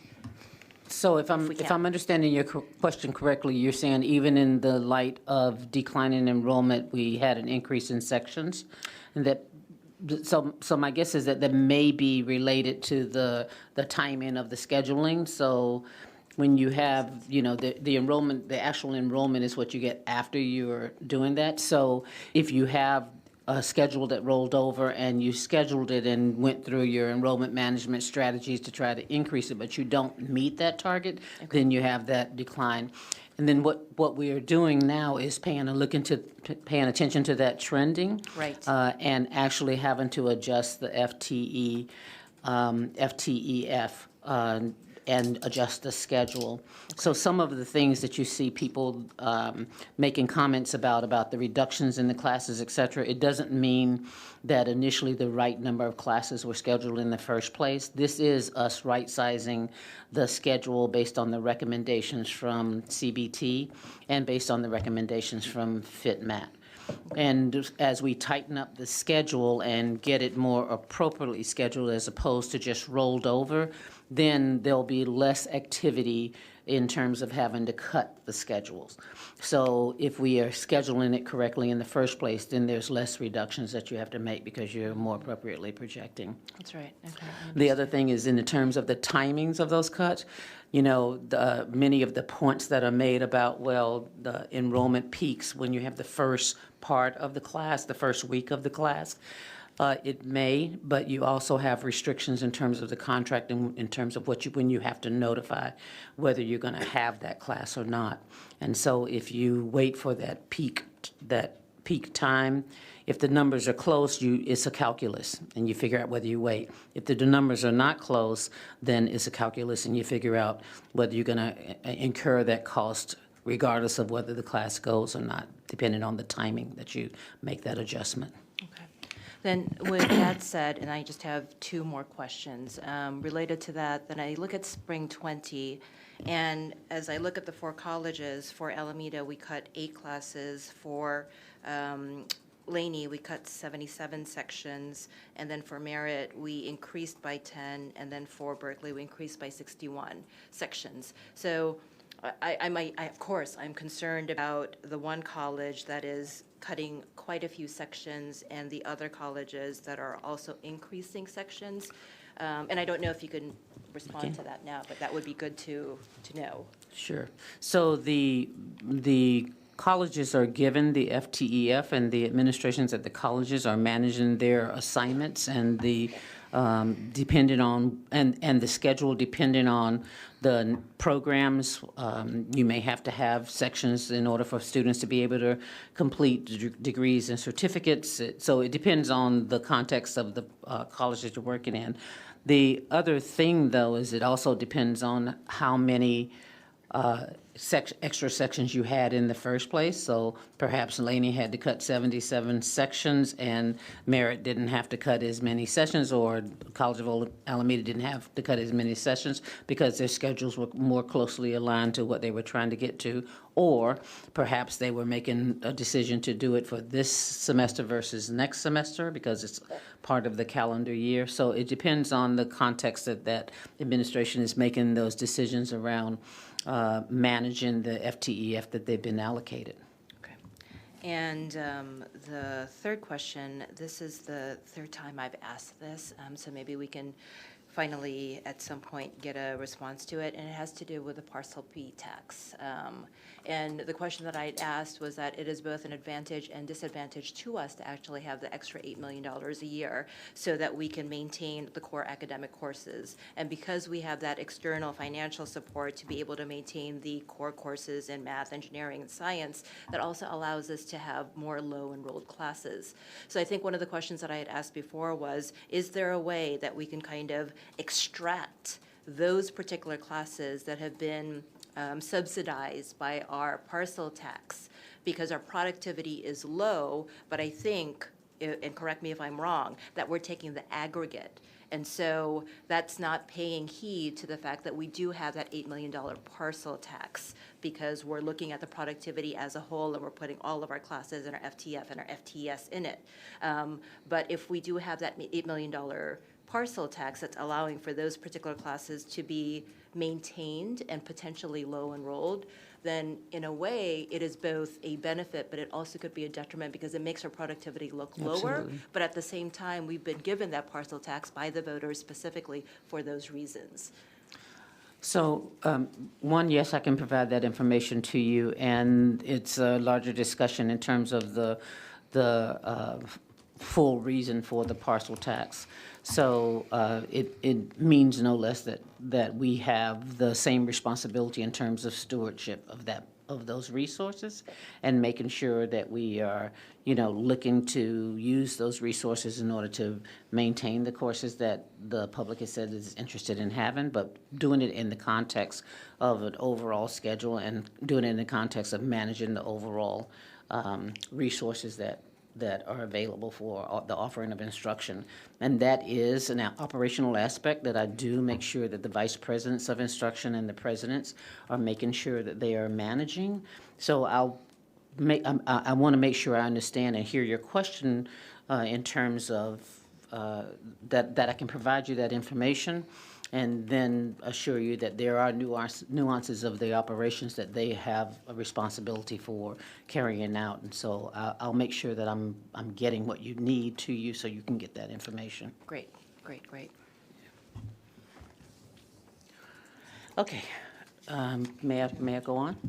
Actually, I have some questions. Thank you. You mentioned the cost, that sometimes letting a class go into the first week, there's cost, there's a contractual obligation, et cetera. At what point do we incur that cost, and what is the cost? If we allow a class to go meet the first day, what is in fact our obligation to that instructor to, if we try to make the class go? Do we know? I'd have to come back to you with the specifics of the contract, but I'm certain that the contract speaks to our responsibility to pay the faculty member even if we cancel the class. Absolutely, and here's where I'm going. We're operating in certain kinds of formulas. We're saying, if we hit this productivity, then we'll let the class go. There are other factors, of course, depending on, if it's an upper division class or an upper level class for, certificate completion, et cetera, et cetera. But we have these formulas, and it's not clear to me as a member of this board here for a long time when the last time is that we've actually validated those numbers. That is, we're saying, if a class hits this number, we're going to let it go because it's productive. If it hits this number, we're going to cut it. And so I'm wondering, when is the last time we actually validated our productivity numbers, our course, the enrollment numbers, et cetera? Do we know that? It's not an issue of validating the numbers. We can tell you right now that, the class breaks even if you have a productivity level of 525 and a class of 30 even is a productivity level of 300. So it's not a matter of whether you validate the number or not. It is a matter of whether you balance the offering of instruction in order to make sure that you, for an example, have high productivity classes that allow you to balance out and offer high cost classes or low productivity classes. So, and that is something in terms of the administrative role in their assignments. That is something that they have to do every time they do that calendar. There has not been a tight adherence to the issues around productivity, and as a result, over a period of time, this district has a significant amount of lost productivity, which means significant amount of lost dollars in real dollars. So one of the things that I am asking the presidents do, and I am expecting and calling on the administration to do, is to do some responsible scheduling around making sure that we increase the productivity. That's just in terms of our responsibilities for the public's resources, that we increase our productivity. That doesn't necessarily mean that you will lose access to classes, but it does mean that you may not have classes that go on if you have 10 students in it or if you have 8 students in it, as opposed to if you have 25 students in it. So it does mean that there are some decisions, and it's not a formula. There are guidelines in the contract, not guidelines. There are requirements in the contract, but it is a lot of also professional judgment. You see, the scheduling of classes and the offering and the management of the enrollment, that is the field of expertise that the vice presidents of instruction come with, and that we hire people to be able to help us go through that. So it is a matter of professional judgment. It is a discretion. Is it taking into consideration multiple things, including students' time to degree, including the ability to build a program, including the program review work that the faculty have done. So there are a number of things. It is not formulaic necessarily. Okay, so let me provide a counterexample that challenges some of the premise that I think that you're raising. And this isn't just an academic question. This is actually a critical budget question. We're operating based on a set of formulas. We're saying if we hit X number of productivity, then the class can go. And that's based on an understanding that we've got not only the cost of the instructor to pay, but then the cost of the classroom, the cost of admissions and records, et cetera, et cetera, et cetera. Now, there are going to be some sunk costs there. There's some costs that we're going to pay in a district, whether we offer one class or whether we offer 1,000 That's right. classes, okay? And so late in the year, when we've already made commitments for certain kinds of costs, certain kinds of personnel costs, buildings, et cetera, we've spent that money whether we've got a lot of enrollment or a little bit of enrollment. And so later in the year, it makes intuitive sense, and so you correct me if I'm wrong here, but it makes intuitive sense that your productivity number could be lower. Late in the year, you've already got all these costs that you've already spent. Now you would have to look and say, all right, what does it cost us to offer that particular class, given that we've spent all this money already getting the infrastructure ready for that class? And so when I say, when was the last time we validated the number, I actually really mean that. It's more than simply, oh yeah, hit this productivity number and you'll be fine. That might work as an overall formula when you look at the entire year, but at different points in the year, your productivity number won't necessarily need to be as high in order to make that class productive or profitable. And so I'm simply asking that we have a more sophisticated enrollment management model. Now, if you think I'm just totally crazy here, maybe we can do a board workshop. She's smiling, where, so maybe she does. Maybe we can do a board workshop where you can come and then explain how you get to these productivity numbers, because district by district, you often hear the same productivity numbers, but different districts actually have different sunk costs, and so the productivity level that would be required would necessarily be different. Well, I do think a board workshop would be helpful. Thank you very much. And then if I just make, I'm sorry. I'm sorry, I just wanted to make, or ask a question or make a comment. I'm wondering, in the analysis, do you actually look at the numbers in terms of student success?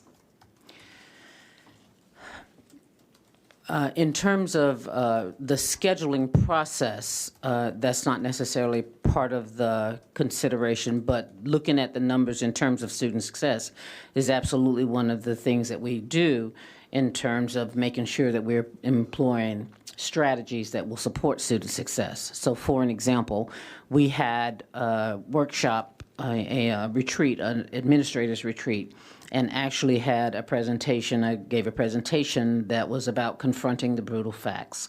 And that was to lay out how many of our students are getting through the degree programs in over a period of 6 years, to lay out what was our persistence and retention rates, to look at how many students start with us in the fall but don't come back in the spring, et cetera. So yes, we do consider those types of things. That's not something that would be in the middle of the discussion about whether a class is offered or not. I mean, whether a class is going to be canceled or not. So I just, I wonder about it, because I know that in the old days, it used to be that students, it was reported that students do better in smaller classes than larger classes. That might be different today, but I do think that the idea of student success in some way should be related to the classes that we need and the classes that are going to survive. So absolutely, that is part of the consideration is that you might have consideration of a class size based on the pedagogy that's required in the discipline. So for an example, there might be a limit in the number of students that are in an English composition class compared to a number of students that are in a sociology class. It just depending on the pedagogy that's used. So all of that is part of the consideration when you're making considerations about whether you're going to have these classes go or these classes not go. Yeah, absolutely. I'm going to say one other thing. So we've been focused on faculty cuts and hearing from our faculty members. I'm just wondering, with Dr. Brown, Chancellor, what do we need in terms of the numbers of our students, to begin to have a really healthy district? Like, how many more students do we need to bring in to really make this place flourish? Because it seems to me that I think we're doing it, but part of what we need to do is to be really working on making those helping those students come in, so that we can have a really flourishing. So just from your perspective and your knowledge, what do you think, Dr. Brown? There are a number of things outlined in the college and district enrollment management plans. So in my opinion, we really need to beef up our district-wide marketing. There are some initiatives that the community is not aware of, like California Promise. We really need faculty to engage in updating and innovating curriculum and updating course outlines. We need to increase the number of ADTs. We need to, there are many faculty who are really innovative, and they come to the district curriculum committee with programs and degrees that really reflect new trends and innovation, but there are too many who are not. We have to offer more classes in the evenings and the weekends and online that have pathways to them for our working and parents who can't come during the day. I think that where we're seeing growth, I know that where we're seeing growth that the data is showing is really in the non-credit, especially in the community classes. We need more faculty to engage in developing curriculum for that, and the colleges are working on that. Also our dual enrollment, we always talk about it, but with the CCAP, we have not completely really shifted to a full CCAP, and we're in good conversation with the OUSD about what that really means, so that we can have our dual enrollment students taking up to 15 units a semester versus the 3 or 6 that they're taking now. We've had so many meetings with OUSD, particularly as our largest feeder in the last month around all of this. I think that for our distance education courses, that we need to be able to say you can get this certificate fully online, that degree fully online, where as opposed to sort of the random nature that we do distance education. We aren't really ready for that. This year we're focusing on the student success within distance ed. So those are just some of the first things off the top of my head. Many others would have more to say, but it is all outlined in the enrollment management plans, and the VPIs, myself, we meet to look at the data and talk about all of these things. Last thing I'll comment on is that there is definitely a lot of technical focus that we need. We need the campus solutions that was proposed with the 9.2 upgrade. We need that desperately. It is too difficult for our students to figure out how to enroll and navigate our system. We need it to be mobile friendly. I mean, it's like every area, I think that we all know what needs to happen, but the struggle is going against the rapid rate of decline of enrollment. It's really a challenge and a race for us right now. Okay, thank you. Trustee Weinstein, if you ask me specifically a number, I think we probably need about 4,000 FTEs. That's when you were at a productivity level closer to about 16.5 to 17.5 productivity, and that's the decline that you've seen. So if that's off the top of my head. That's not pooled data, but that's what I think needs to happen. If you're asking for a number about the students, Thank you. got to get a productivity level of 17.5. Right now, we have 70 full-time faculty over the FON, which is over the required amount that we have. We have an increase in 48 full-time faculty in the context of 33% decline in enrollment. So either way, we have to increase the FTES by 4,000, or we have to right size that ratio in order for us to be able to have some fiscal health. Okay, thank you. Trustee Brown. Yeah, I have a question, and I would like to first say that I think that I really appreciate the Academic Senate statements regarding equity and student success, and also the work of several years ago with the open source textbooks, which has allowed us to make the advancements in dual enrollment, because it takes a while to build these things on each other. And my question is, we still have a very high dropout rate in our service area, And part of the reason, part of what contributes to the dual enrollment is the eligibility for and the preparedness for the college classes and the problems that we have losing students early when we still have this excellent opportunity with this academic institution that could provide a ladder for our students. So my question is, in AB 288 and the Ed Code, that's 76004, there's a section that talks about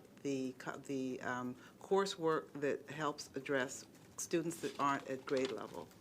And that is a collaboration that would happen with the feeder school districts, and it would also be something that our faculty would be the leaders on, of course, being the 10+1 and doing the curriculum, and the students who are in the K-12 and the community college, the faculty would, I know only one school in Sacramento that's worked on some of the coursework to allow students to be able to take classes to raise their capacity, raise their proficiency in math and English is actually where they had started. So I'm wondering if that's something that we're working on, because with the dual enrollment, we could reach down as far as, really as far as to ninth grade, actually, with our partners. And that's where we lose a lot of students between the 7th and the ninth grade. So my question is, have we thought about having a deeper reach? Because we've been looking at this trend for the last 5 years, and we've been talking, that's part of why we started with the outreach, then we started with the enrollment management to not be at this point at this time. And so my question is, since the issues are still prevalent, we still have the deep need in our service area, we still have the talented teachers that could address these issues, and yet we have these fiscal issues that are not, none of our, there are three things that are happening at once that could fix each other. So the question is that something that we can take a look at? Regarding the CCAP and starting earlier? The CCAP, I think it's H. I think it's subpart H of 76004 of the Ed Code. Yes. That You're talking about the math and English. Starting with math and English. Yes. It just says not performing at grade level. It doesn't specify a particular discipline. But if the issues that create the despair that leads to the dropout are generally issues regarding reading capacity and math performance, and we have the brain power, the talent. This room was crowded with all these talented people, but we still have a 50% dropout rate in our feeder schools, particularly in Oakland Unified. And so my question is, how do we direct that capacity, that energy, and that ability that we have to solve the problem that is in our district and to keep jobs? Regarding offering English in our, with OUSD, we have started doing that in just exactly what you're talking about. And also the conversations with OUSD are exactly about starting in the ninth grade. So that from the ninth grade to 10th grade on through, and then bridging to us, that students have caught up on English and math and have done career exploration and are then looking at meta majors that we offer as we continue on with our guided pathways.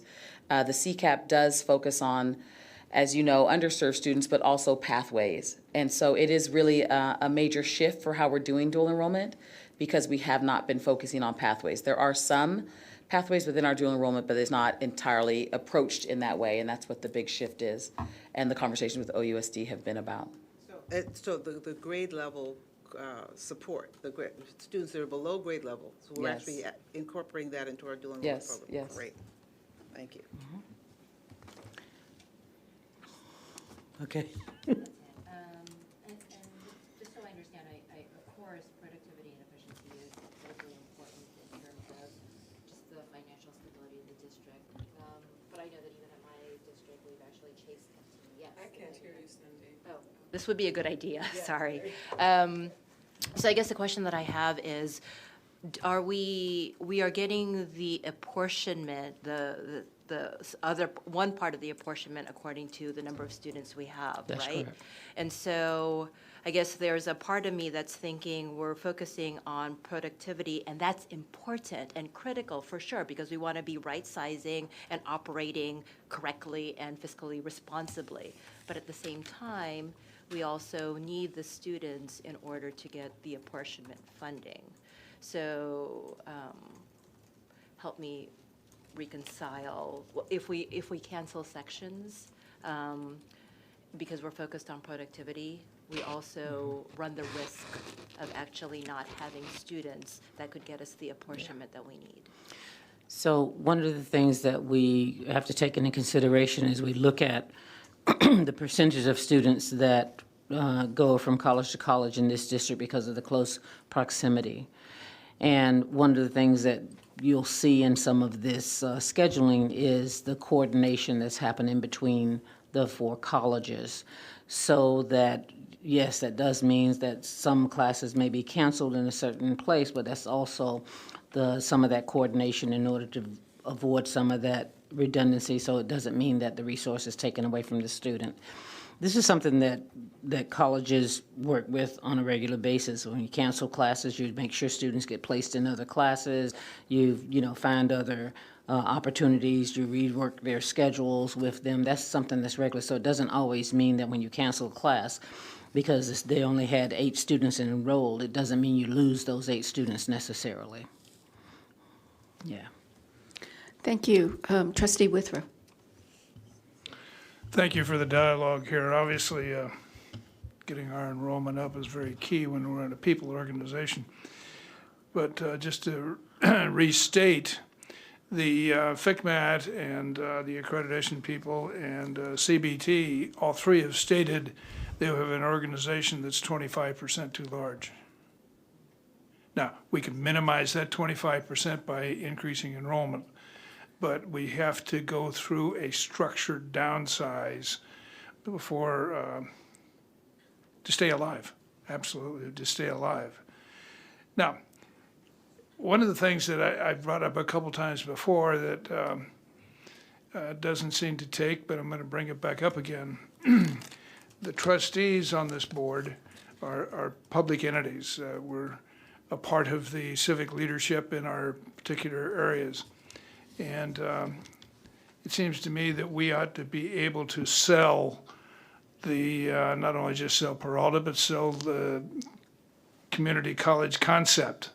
The need for post-secondary education is not going to go away. In fact, it's going up. The cost of 4-year university is skyrocketing. Student debt is off the charts.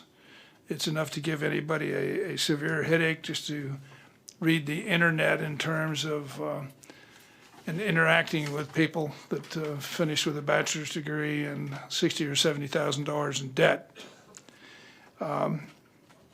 These are the sort of things that as civic leaders we ought to be able to talk to and talk to targeted, the typical ones would be going to the K through 12 board meetings, go to PTA meetings, go to the meetings they have at the various high schools where they talk about various things, including career education. We ought to be out there talking about it, and we ought to be able to talk about the value of getting 2 years of their education tuition-free.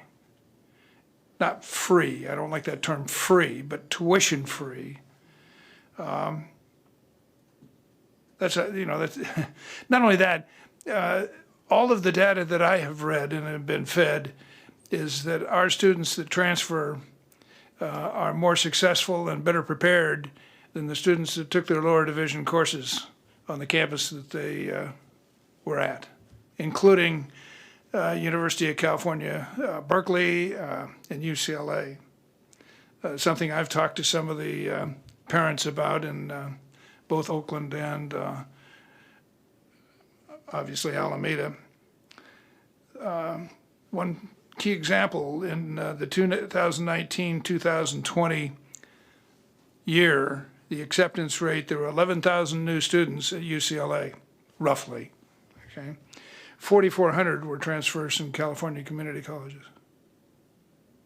Okay, that communicates those simple kind of things. But as an organization of trustees and civic leaders, we ought to be out there doing that. We ought to be out there selling it. We ought to be interacting with large corporations.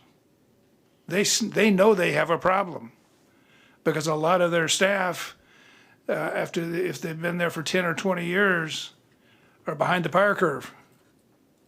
They need new education. They need just an awful lot of things. Simple things. They may be a great technician, but now they're in a role they have to communicate with people about what they're doing, and they're not good communicators.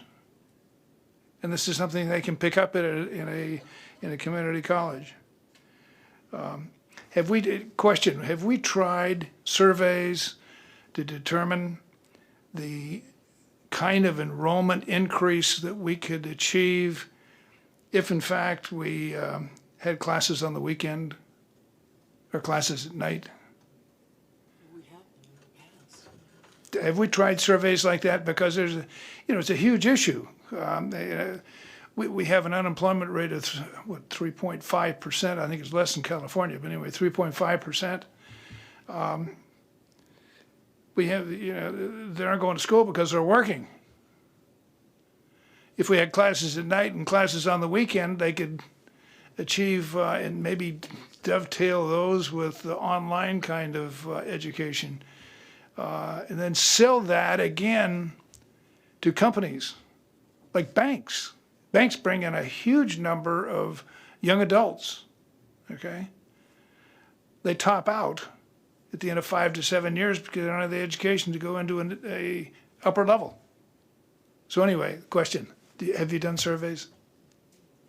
We did have the RP group do a scan of exactly what you're talking about, and they identified that it was this demographic that we're missing the most.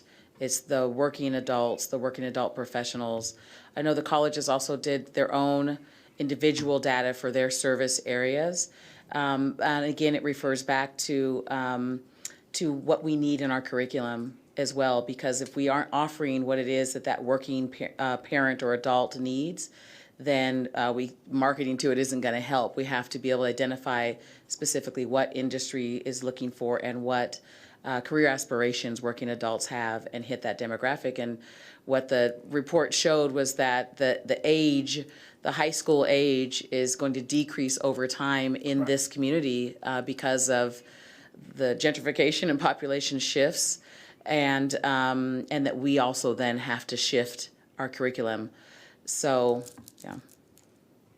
So are we going to do that? So I'm saying that we have done that, and I was giving you kind of an analysis of that. Great, and I'd be happy to share that report with you. Yeah, appreciate it. Thank you. Last one, Trustee Gonzalez-Ewan. Thank you. I'm really actually appreciating the discussion and comments from my colleagues here, and I don't know whether how we can have this discussion in this format. Sometimes I think we probably are due for a workshop where we can engage more. And the specific questions that occur to me to ask, and I'm not asking in a rhetorical way because I'm genuinely interested. Trustee Brown has consistently raised this issue of community engagement, and it's a question that Trustee Withrow has just raised. If we're going to do that kind of community engagement, that deep engagement, well, clearly it's not going to be 7 trustees doing that.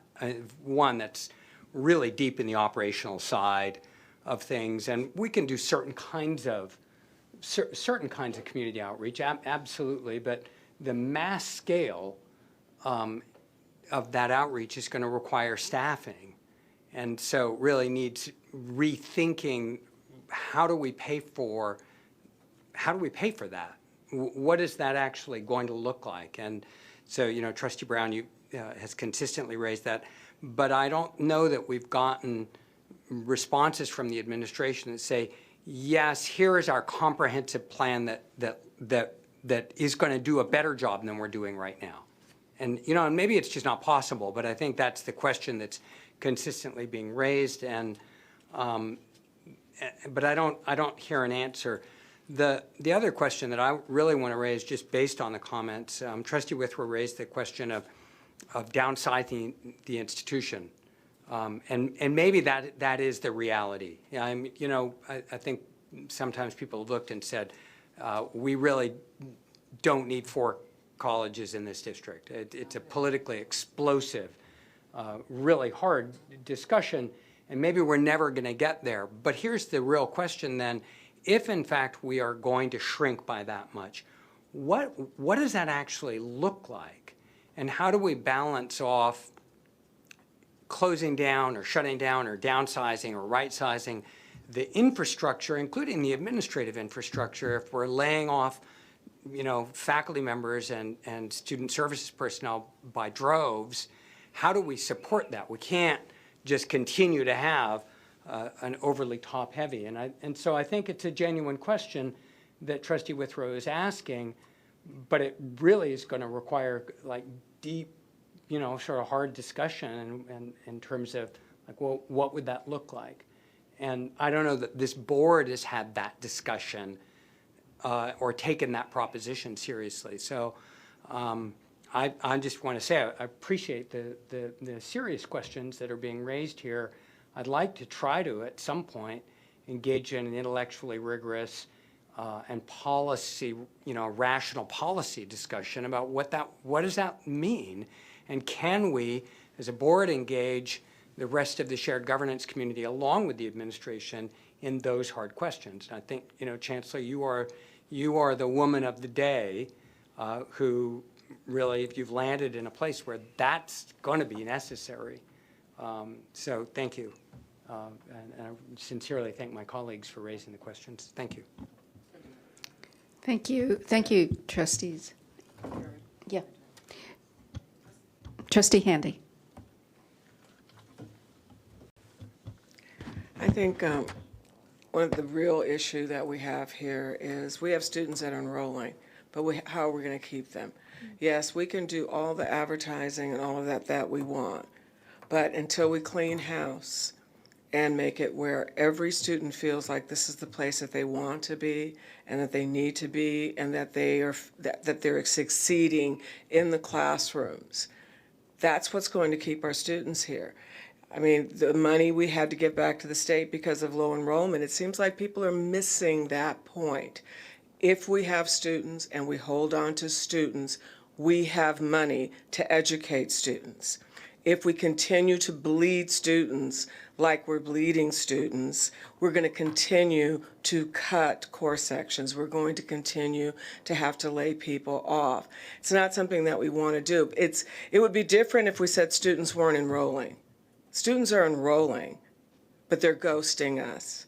And I have tried to walk students through processes, or I've been aware of processes where the ball gets dropped and we lose very valuable resources. At a time when we're talking about losing students, students are still trying to navigate the system and getting lost. I think if we really want to be honest and if people really want to keep their jobs and they want to see this college grow, because if you don't want to, just look around, because this Oakland does not look like us anymore.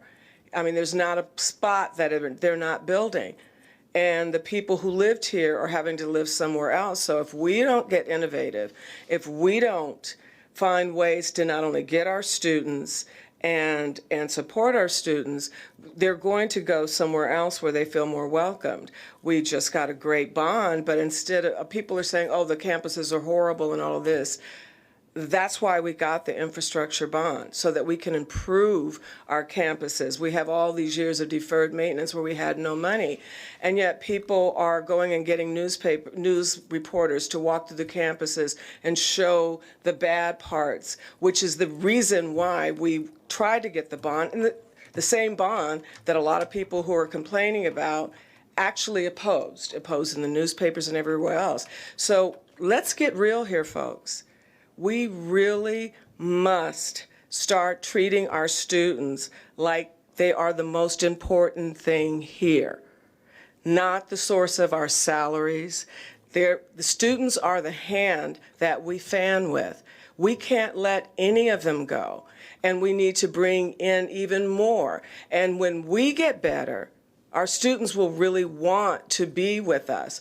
But if you don't see them, if they're a ghost sitting in your classroom, they're going to go somewhere else where that teacher notices them. So we're at crunch time now. People are saying, I don't know what's going on. Listen, I knew this was happening a year ago. I don't know how you cannot see it. Everything is changing here. It's very difficult. It's expensive. People lost their homes in the foreclosure crisis. That's the couches that our students were sleeping on.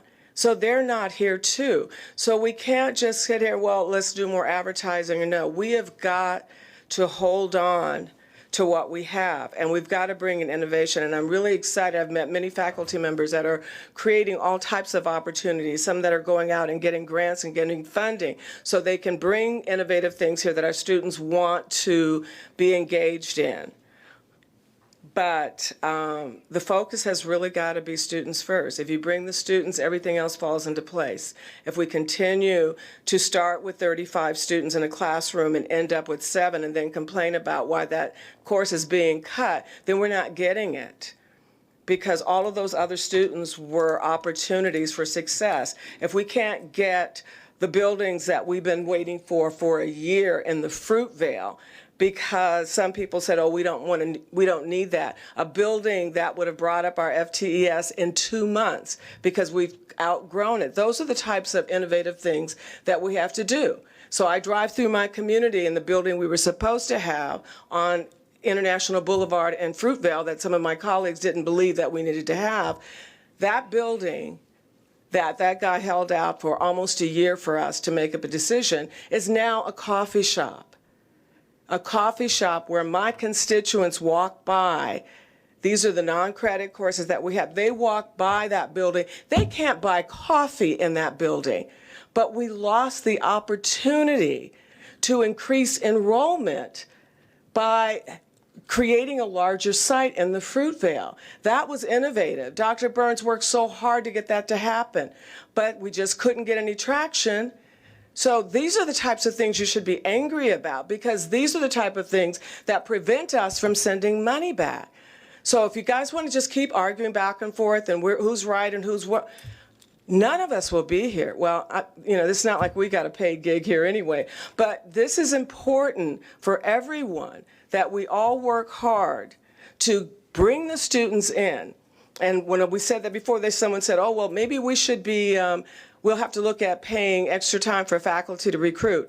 If you have a feeder school that is a STEM class that would become directly to your course in the summer, how much work is it to visit that classroom and invite those students? Probably a lot less work than it was to go and get other students and tell them, oh, they're shutting down the classes and you're not going to be able to get your degree. It is not hard for us to say we've got to step out of our comfort zone. And if you don't think that this is not going to happen, if you don't think these changes are going to happen, take a walk down to the lake, take a walk around Oakland and see what you see, because you're not going to see what you saw a year ago. And it's really unfortunate, because you're not going to see our students around here, and we really need them to survive. Thank you. Thank you, Trustee Handy. Appreciate that. Now it's time to move on to the consent calendar.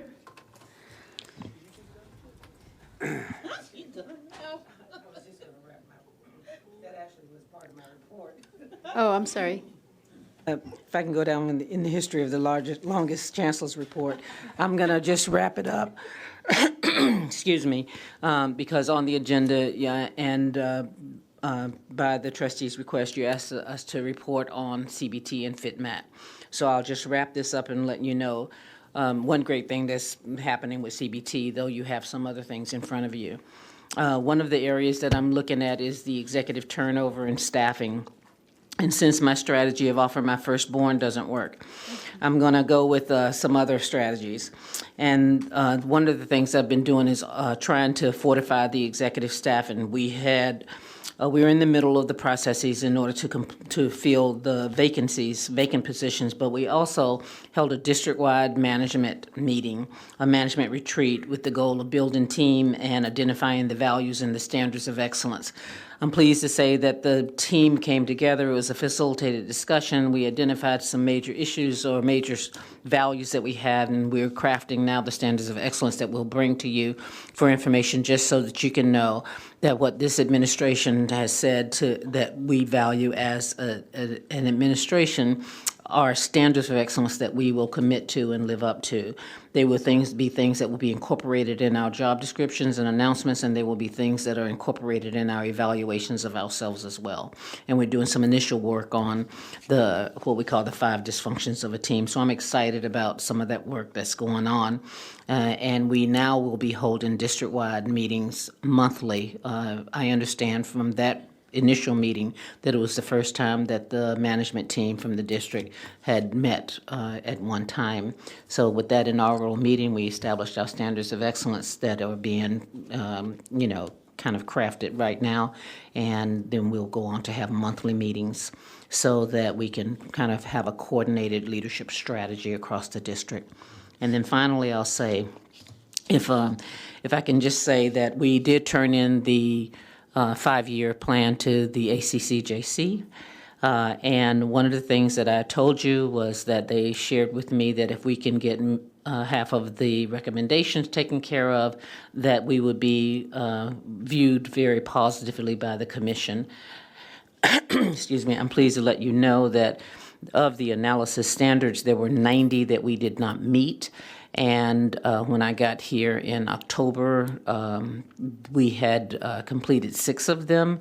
By the time we sent off the report to ACCJC, we were able to say to them that we have converted 45 of them. So we met that. That my goal was to get to half of those analysis standards, and we did.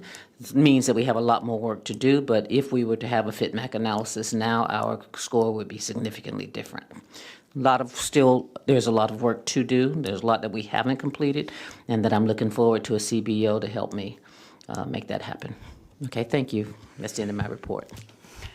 Thank you, Chancellor, and thank you, Dr. Brown. And I'm very pleased to hear about the FICMAC changes. I think we're all working very, very hard. Now can we move to the consent calendar?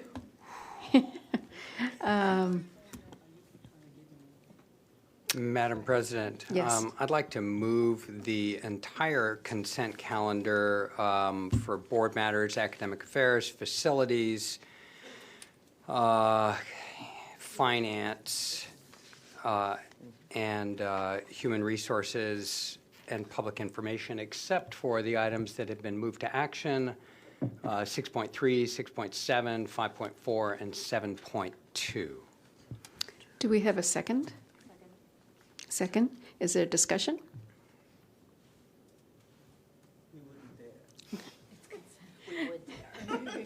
Roll call, please. Madam President, there is one public comment card, and that is Shirley Costin. So before I think now that we've made the motion and seconded it, I think now we have public comment on the consent calendar. And Shirley Costin has a comment on Laney Library. Let me just complete roll call really quick. We actually need the public comment before we vote. We might change our minds. Good evening. My name is Shirley Costin. I've worked in the district since November of '70. And I am excited tonight to finally see the Laney Library on the board agenda. We've been working for this for 12, 13 years. It was one of the facilities that was approved years ago, and somehow we're just getting around to it. Today was the day that I worked at Laney, and as I walked around the library, we've done some things that are different, or the staff there has done some things that are different. The 4th floor of the library is quiet study. and you could hear a pin drop when you walked up there and around the room. And I've heard that if anybody's talking, a student will go downstairs and complain, and they take care of it. On the third floor, you have freedom of talking. You can do group study. You have some rooms that you can use and have private study. But I am just excited that we're finally doing this. I don't know what the space is in the new facility compared to the current facility. I would hope that it's about the same footage. I know the library is supposed to be on the second and third level. And I'm just hopeful that when we finally get that facility, we will at least have the same amount of seating capacity that we have now, plus some additional ones, and the new technology to assist our students in succeeding. So, thank you. Thank you very much. We appreciate it. Now can we go to the roll call? Trustee Withrow? Yes. Trustee Handy? Trustee Gonzalez-Iwan? Yes. Trustee Napoli-Abella Reese? Yes. Trustee Brown? Yes. Trustee Weinstein? Yes. Thank you. Motion carries.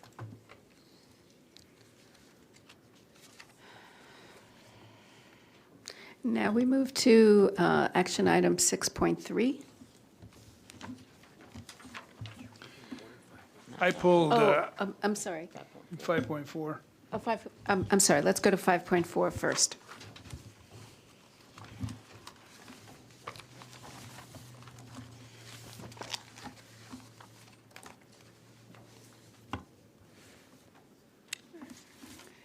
So 5.4 is consider approval of independent contractor agreement for special services with A1 Protective Services, Inc. to provide district-wide security services in the amount of $3,399,052.32. Presenter, Vice Chancellor Sada. Is there a motion? I'm sorry. Make a motion before we can have the discussion, so I'll move. Okay. Or actually, Withrow did, so I'll second. Okay. Is there a discussion now?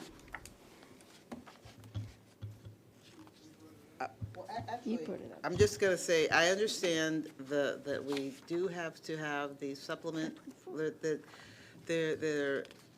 we have the sheriff's office working with us on security during the day, and we have to have the additional services. But I would like to, again, say that it would be helpful for us if we were able to reconvene the Safety and Security Committee to get some community input from our Peralta community and try and have more in-depth discussion regarding our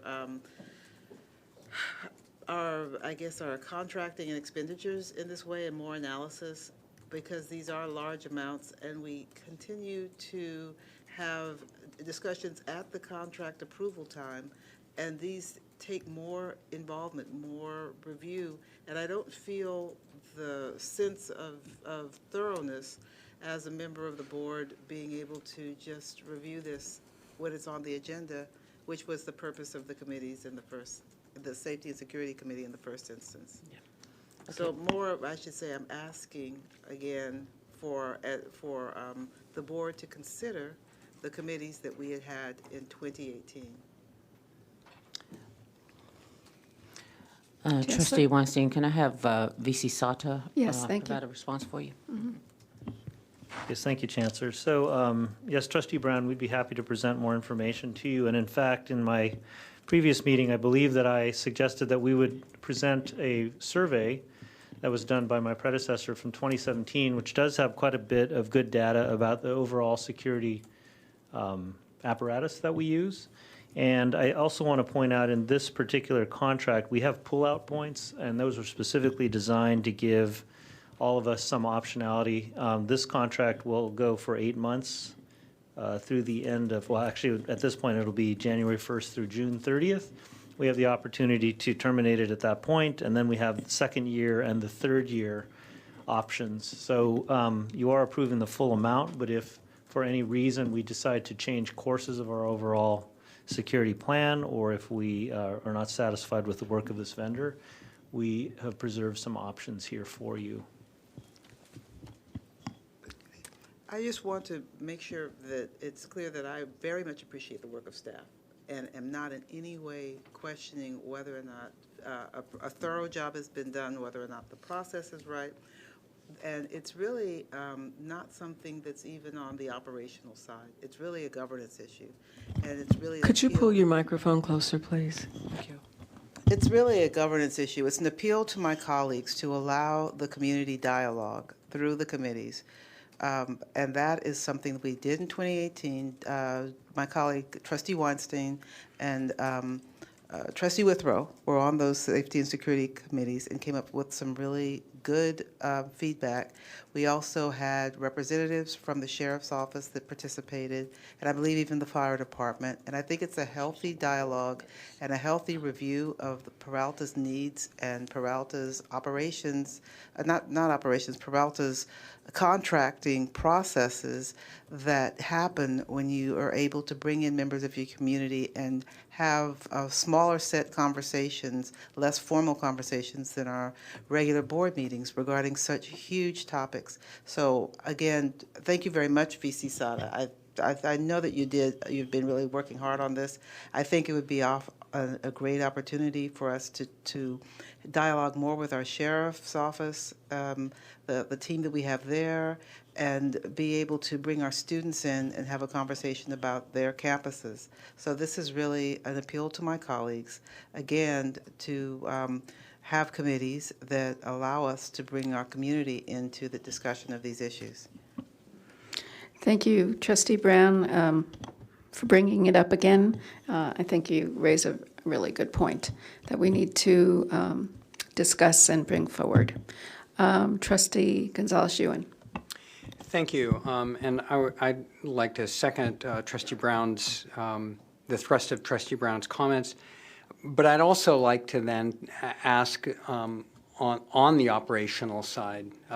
You will recall that this board had quite a conflicted discussion when it came to the renewal of the Alameda County Sheriff's contract. And I believe at that time, this board was promised that there would be a thoroughgoing 360 evaluation of our security contracts, all of them, to put the sheriff's contract in the context of the private vendors and to ensure that the security services that we had were appropriate to the needs of the district.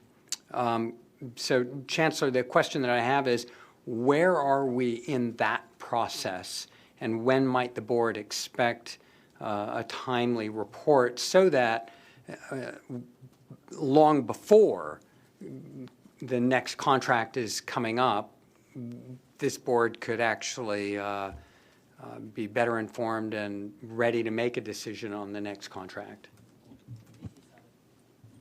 Yes, thank you, Trustee Yuen. We do have have put together or are putting together a presentation for the board. And recently I met with the Chancellor, and we were working through kind of the choreography of which presentations we're going to be making at which board meetings. I honestly right now can't recall if it was January or February, but it's coming. And the idea was we have, taken seriously your request from our previous renewal of the the county sheriff's contract, and we want to make sure that we have plenty of time between now and June 30th, when that contract once again comes up for renewal, to have this discussion. So I believe it was early in the new year. I just can't remember which January or February meeting it was. But we'll be prepared to give you a comprehensive report on the work that we've done, the principles that you asked us to incorporate into the contracts, which, by the way, are included in this contract, and a little bit more detailed dive into some of these issues. And Chancellor, if I can follow up, could we also hear right now to what is the process of shared governance inclusion, in particular inclusion of our students, but also the classified and academic senates in that study process. Are you saying in the process of evaluating where we are in that? Yes. Okay, so that will be a part of the discussions that take place in the Health and Safety, the Safety Committee? Yeah. So we do have a safety committee that is active. It does not include board members at this point in time, but it does include, shared governance group of folks, and they do comment and we do report out. In fact, currently we have two committees. One is a health and safety committee and the other one is a security committee. So they're very similar. They do include faculty, classified staff, and management. And is that the vehicle through which this assessment of the 360 assessment of our security systems is being done? So let me respond a little bit to that. So there will be work that we do. There will be not all of the work is governance work, but as we go through and get information and provide that information, if we're in the position of having to make recommendations or if we're in the position of having to adopt certain things, then we certainly do take that through a governance process. But not all of the evaluation is governance work.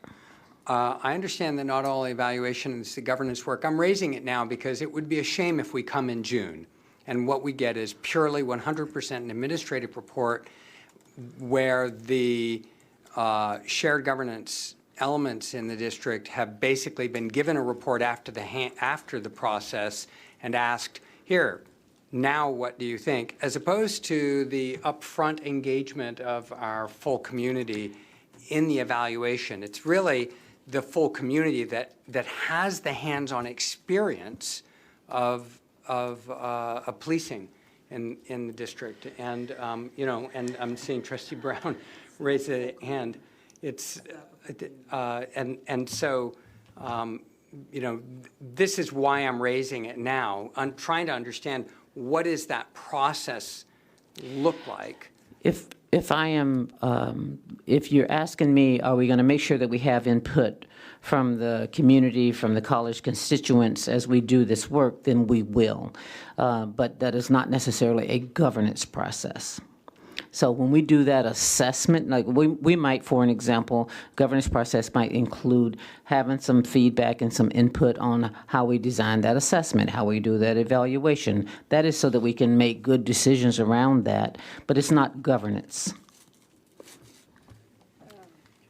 I think we keep missing the point that we're a community college and we have a brilliant faculty and staff that don't have the opportunity to meet with their community leaders in an informal environment and meet with the students in an informal environment.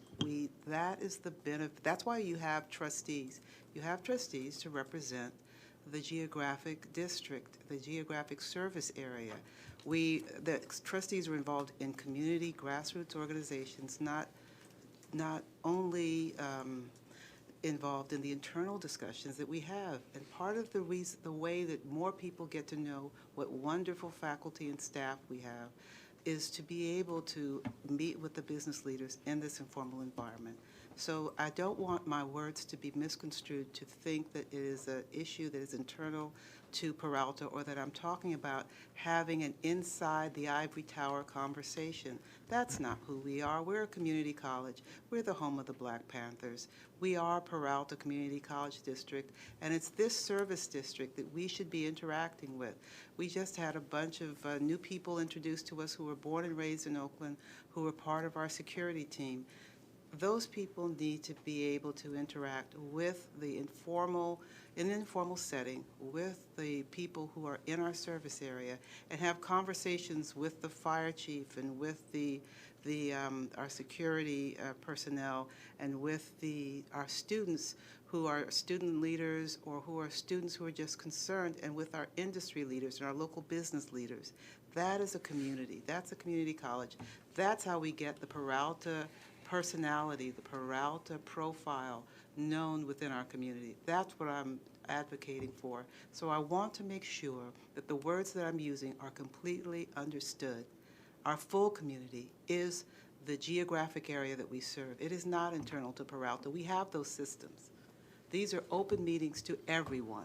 That's what I'm talking about, and that's what's missing from the dialogue around Peralta. The community is not part of the community college. Trustee Gonzalez. I appreciate the words of my colleague, and I also do not want to be misconstrued. My experience of our faculty and our staff and our students is not that they are part of an ivory tower. My experience of our faculty and our staff and our students is that they live in our community. I'm not suggesting that a full assessment of police services here would in any way exclude community groups. And I think as a faculty member myself, who has deep engagement with my colleagues, I have a deep understanding of the way that faculty interact with members of our community through community service learning and civic engagement and partnerships and job training and so forth.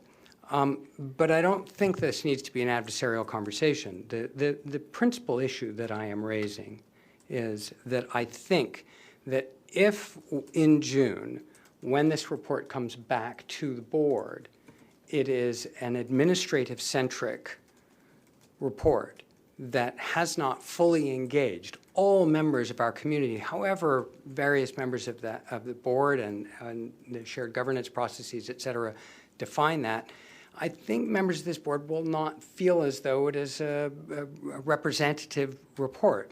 And that's why I'm asking now, what does that process look like? So rather than waiting until June, if we could have an outline of like what's engaged. And again, I make no presumptions that it's going to be a bad process. I'm simply saying we're about to vote on a multi-million-dollar contract. I'm hearing that there are pullout points. I'm glad to hear that. I'm glad that we've got staff and administrators that are working on this.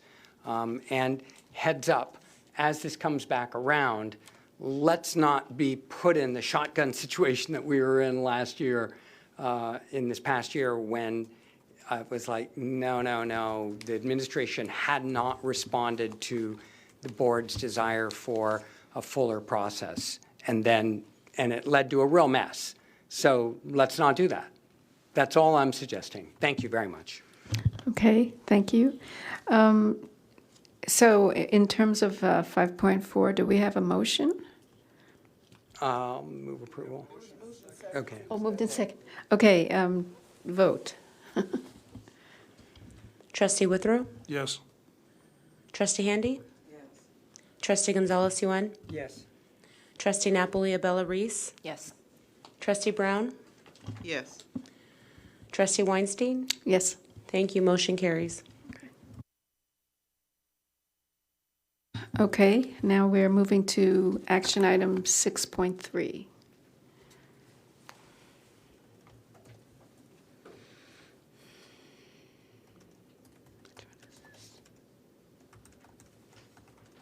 Do you want a motion? Yes. You have a motion to approve. Second. Okay. I pulled this item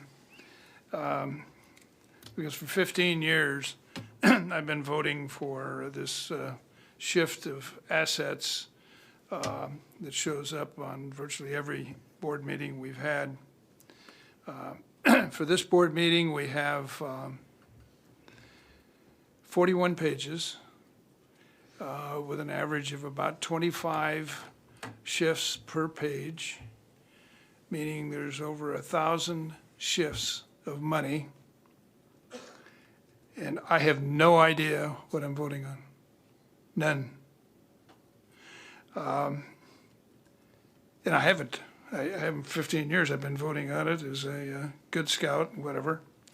And I'm looking at this thing and there's all kinds of issues you could bring out of it, but there's one that says they're moving $46,099 out of OPEB classified. So I'm looking at that, and I go, exactly what is that? See, if I vote for that, I go before a grand jury, it says, Mr. Withrow, you voted to approve $46,000. Okay? I have no idea what that is. I have no idea what any of these things are, or within in the context of them.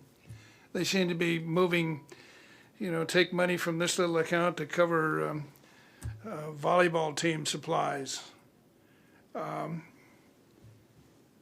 There's no context of all of these things within the means of the budget that we approved, the temporary budget we approved going into the fiscal year that started on 1 July, and then the permanent budget that we approved in September.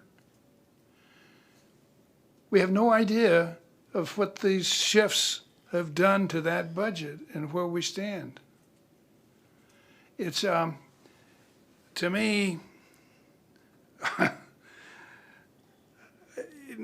I guess it's more the business guy coming out of me, and I'm looking at this saying, what are all these people doing, having to come up with 1,000 shifts of money from all of these various things for 1 month? And we're only in the 4th month of the year. At the end of the year, you're running out of money, you're down at the bottom of the barrel and all that kind of stuff. We're in the 4th month. I can answer that question for you, Trustee Withrow. Thank you. All right. So understand when you ask what impact does this have on the budget that you're given, it has zero impact. It is budget neutral. What it means is that we are moving items not between budgets, we move items between line items. So for an example, if I say that I'm going to have a staff member do something and I put the money in a line item that says these are the 1310 line item, but it turns out that the person who is doing that is a counseling faculty member. It's the same work, the same money that's been budgeted in the same account. That is a line item that is 1410. You have to simply move that money from that line item to this line item. So these all represent line item moves that are budget neutral, that don't take money from any other account necessarily. They don't necessarily take money from another pot, etc. This is moving money around. Another example, if I buy supplies, then that might be in the 5,000s, right? In the 5,000s. No, wait a minute. I'll tell you in just a second. Faculty, staff, benefits, in the 5,000s, all right? But if it turns out that I had to do this PO because I'm buying the supplies and it was more than $1,000, then that goes in the 6,000s. So it's just moving line items, moving money between line items to do exactly what you've said you were going to do to be able to meet your program needs in the context of the budget that you have passed. And you'll look at board agendas throughout. Districts do this all day, and you get it every month, so that you know that we're moving that money in that same budget around that way. Okay, hopefully this doesn't take a whole lot of time of any one clerical individual doing this kind of thing. But why are we approving this? Why does it come for the Board of Trustees to approve? We have no idea what we're approving. There's nobody alone here has any idea what we're approving. So I did ask that question also. I asked that question, and I understand that it is a consistent and common practice throughout community colleges and a good practice for the board to be able to exercise its responsibilities for the budgets. Okay. Thank you. Actually, Trustee Ewan was first, and then Trustee Brown.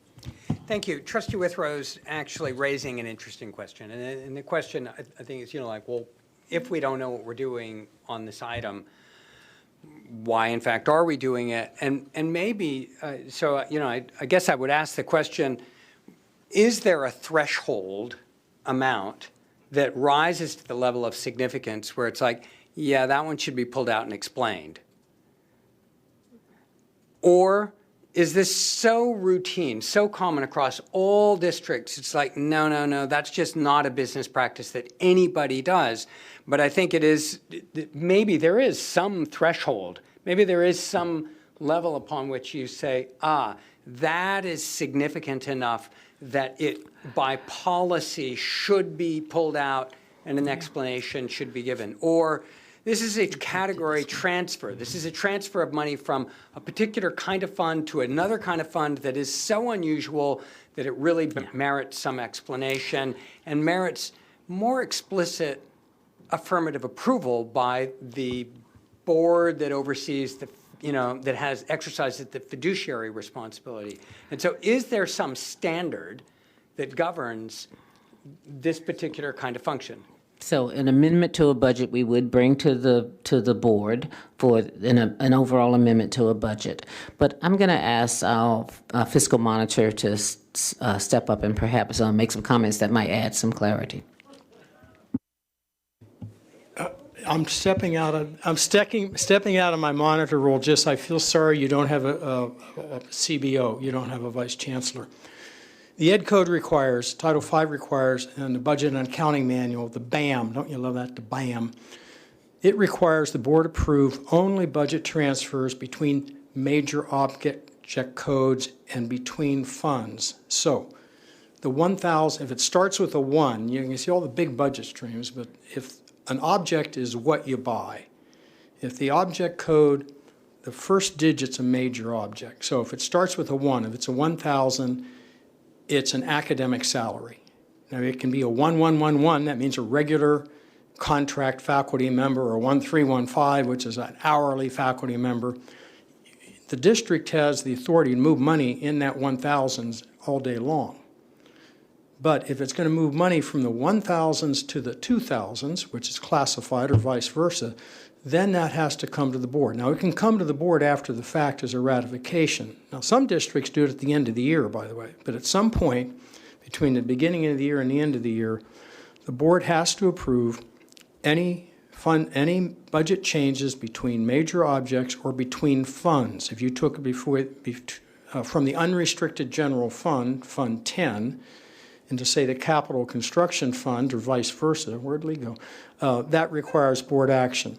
It also requires board action whenever you increase the budget over the amount you approved, after you approve the adoption budget. If you increase the budget in your fund, in say Fund 10, the board has to approve that too, okay? There's all sorts of practice over the states.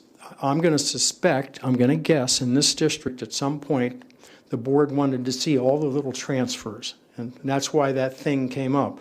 Now, I am certainly suggest that the chancellor wants to research what I said. I'm not a member of the district. I'm not an employee of the district. You have Steve Crow coming on back again. He's an experienced former chief business officer. I would suggest that Steve Crow could probably come back and the chancellor give you a report to validate if I was about right. Okay. Does that help? Okay. Yes, thank you. I just felt sorry because you don't have your CBO up here. I feel sorry for Trustee Brown. What I would say in this instance is that we are looking at the blades of grass as opposed to looking from the 10,000-foot picture, which is where our fiduciary duty lies. And were we able to continue our discussions with that we had through a fiscal budget and auditing, or finance committee and audit committee, we would then be able to make sure that we understood the general overall condition of the budget, and we would not be so befuddled by the transfers that are involved to balance within the internal line items that the district has. Yes, I agree with Withrow that some of these things you look at and you're saying, okay, I guess that means that the salary contribution towards the retirement fund is moved from this item to that item because something has been adjusted. But I should say the critical point that I think we're all looking at is what the overall structure is and what the budget is, which is why we had the committees. So again, our conversations, we go back and forth and avoid the elephant in the room, which is, when are we going to revisit that idea? Or is it that I'm the only one that doesn't understand that it has been revisited and that we're not going to do it? Because I keep saying it over and over again, that community involvement is necessary, but it's month 12, and we're still in the same spot. So maybe I'm the one not getting it, but I think that the conversation dovetails with our fiscal responsibility, our fiduciary responsibility as trustees, and our role as elected members of our community, external to the specific role that we play in Peralta. We have the people that we represent that actually pay the taxes that operate this institution, and their voices are not part of this discussion. And I think that leaves us missing something important. Thank you, Trustee Brown. I would like to say one thing. I may be wrong in my remembering of this, but I would like to review the FCMAT report, just to take a look if there was an issue with budget transfers. Because my memory was that, in fact, it did come up. It did come up in FCMAT, and perhaps it's because of history, past history, but I think it might be worth our while to take a look and see. There were standards in the FCMAT report analysis that we had to answer no to, and we have addressed all of the analysis standards that are related to intra-fund and inter-fund transfers, and they have been converted to a yes. Okay, thank you.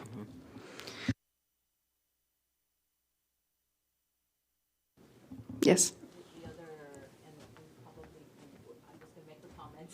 I saw the rolling of the eyes there.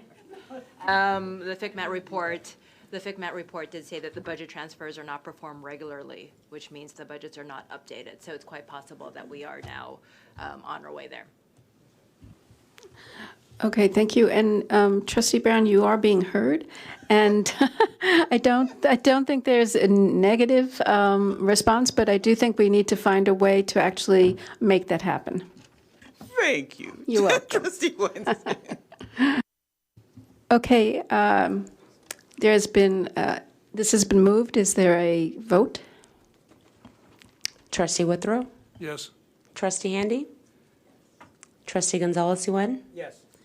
Trustee Napoli-Abella Reese? Yes. Trustee Brown? Yes. And Trustee Weinstein? Yes. Thank you. The motion carries. Thank you. Where are we? So now we're at 6.7? 6.7. Motion to authorize. Second? Second. Okay, I was the nudge that pulled this, only to say that I don't know that we've done our every 5-year RFP, so I'm being the annoying little board member, and I'll shut up now.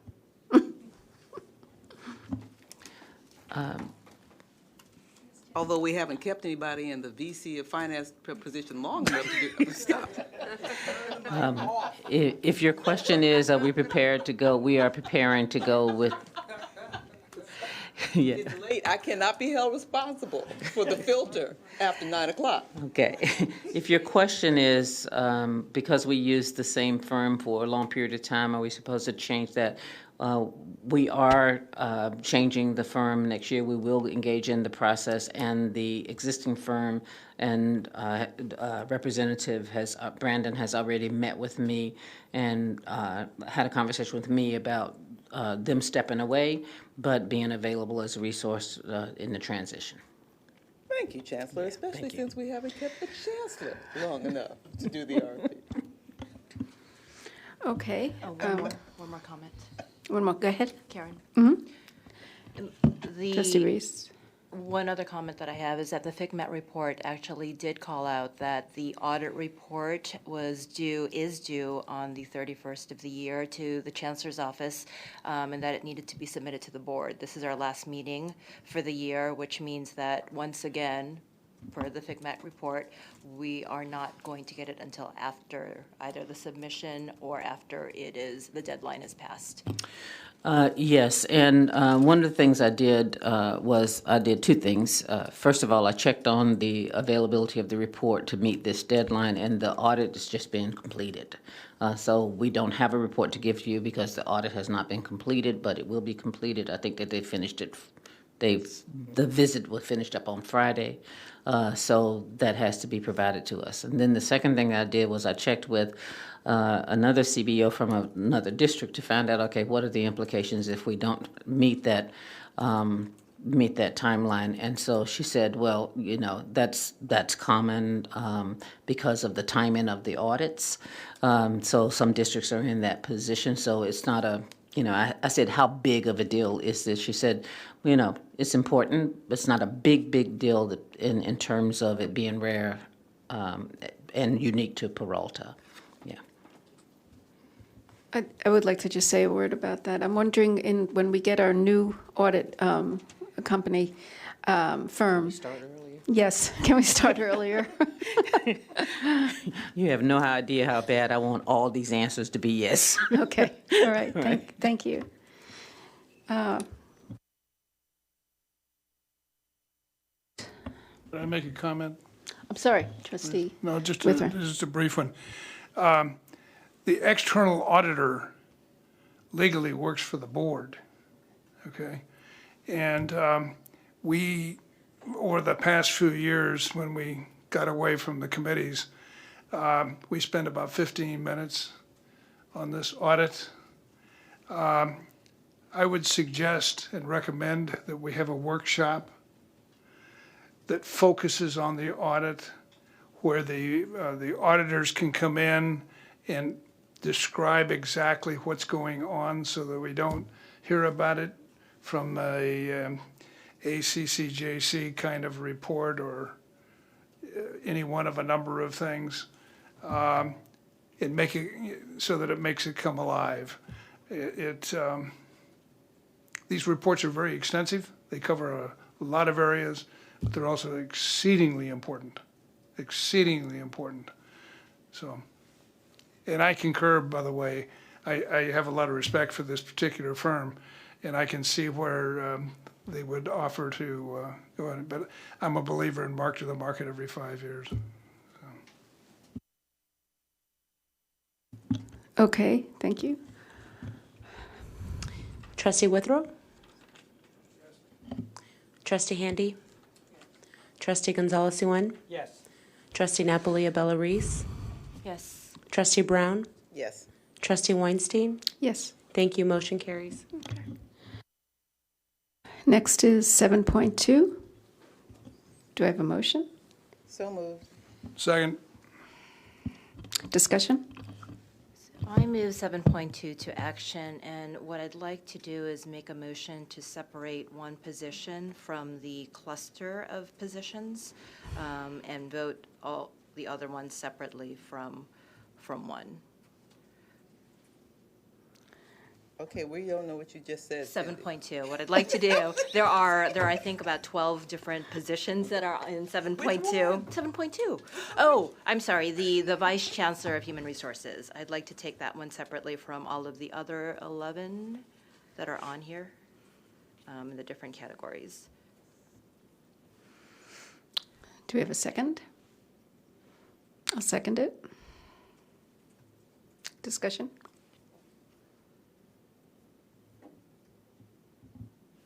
So what is the exact motion here that we're voting on? To separate the Vice Chancellor of Human Resources position and then to vote on all of the other items. So Separate and then vote on all of the other items. I see. So is the motion to vote on all the other items and then come back to the HR position? Yes. That is the motion right now. That is the motion. To vote on all the others and then return to the Vice Chancellor Right. position. Okay, thank you. I was just clarifying. Could I ask for a clarification? I just, I don't understand why our Berkeley College president is listed as Merit College?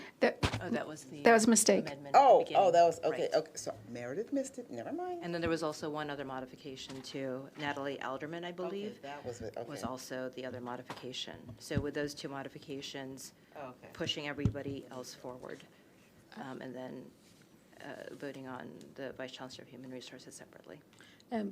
President, I would recommend that you take those as two items. So one, first, the consideration of separating out the report, and then an action item to consider the approval of the remaining report, and then consideration of the remaining item. Okay. Did you? Okay. So let's do the. So the first motion is to separate. Okay, and that's what we're voting on first? All right. Okay. Do we have, Trustee Withrow? Think I know what I'm voting on, yes? Motion to separate the item. Motion to separate. Trustee Handy? Yes. Trustee Gonzalez-Yuan? Yes. Trustee Napoli-Abella Reese? Yes. Trustee Brown? No. And Trustee Weinstein? yes. Thank you. Motion carries. Now the second one is, Consideration of the remaining positions, the 11 or so positions that were on the list. so we're voting on the 11. Okay.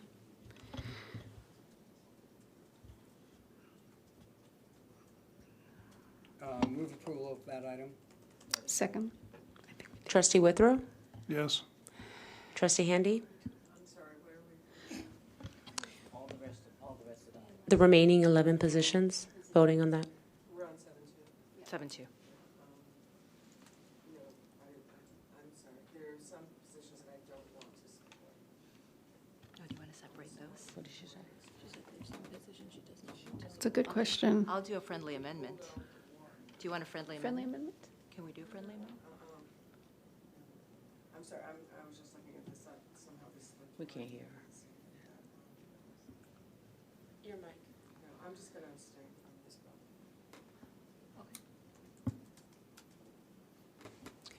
Trustee Gonzalez-Yuan? Yes. Trustee Napoli-Abella Reese? Yes. Trustee Brown? Yes. Trustee Weinstein? Yes. Thank you. Motion carries. And then, Now for you to consider the remaining position on the list. Just to clarify, what are we considering? Vice Chancellor of Human Resources. The appointment of the Vice Chancellor of Human Resources.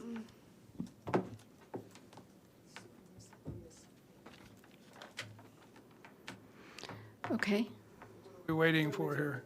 We are Waiting for a motion? a motion for the vice. I'll move approval. I didn't hear.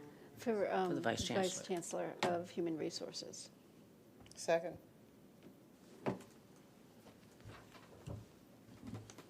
Trustee Withrow? discussion. Wait, they have to go discussion if they want. Yeah, discussion?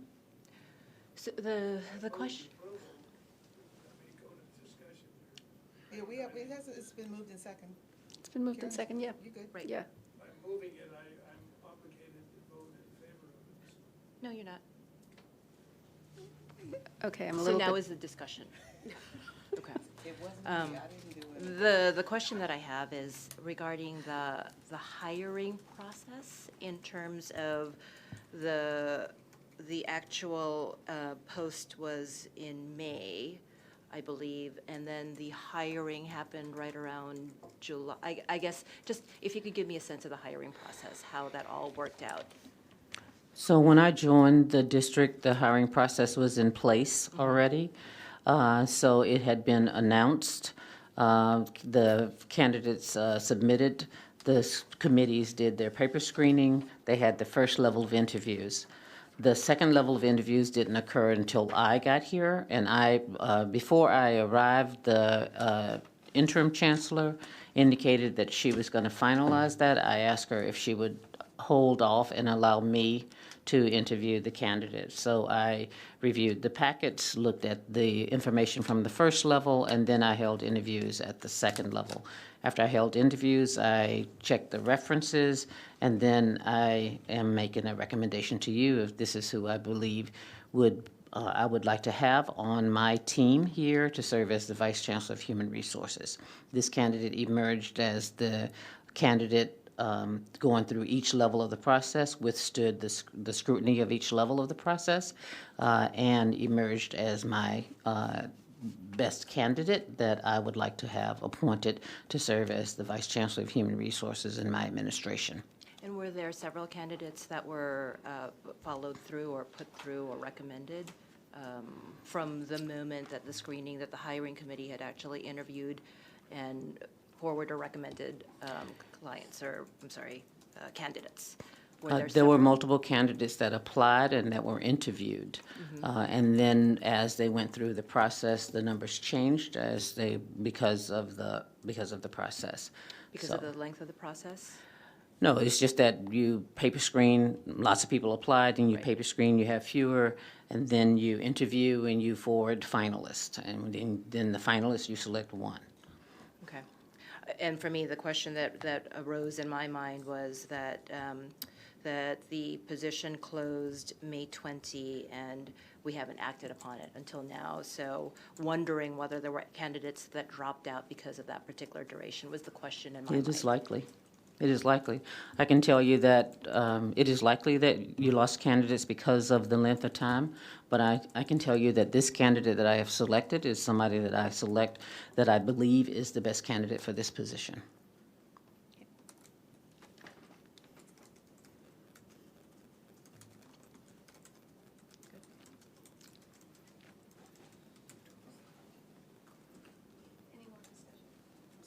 Any more discussion? No? I guess we'll move to vote. Trustee Withrow? Yes. Trustee Handy? I have some concerns. I really appreciate and respect Dr. Steinbeck's Stroud's opinion and that she can change it, but I have some serious concerns about performance prior to this time, and I believe that under your leadership those things can change, but until that happens, I'm going to have to abstain from this vote.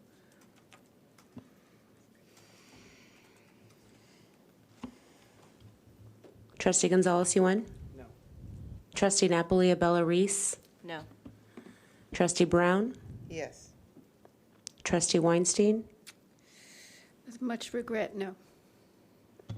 Motion failed.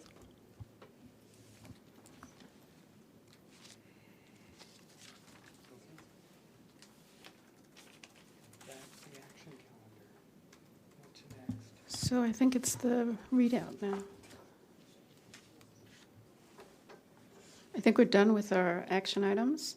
Board of Trustees reports. Yeah, Board of Trustees. Oh, we need the rest of the action calendar. Starting. I move approval of the rest of the action calendar, That's 9/1 through. 9/23. A second. Discussion? No. Seeing none, can we vote? Trustee Withrow? Yes. Trustee Handy? Yes.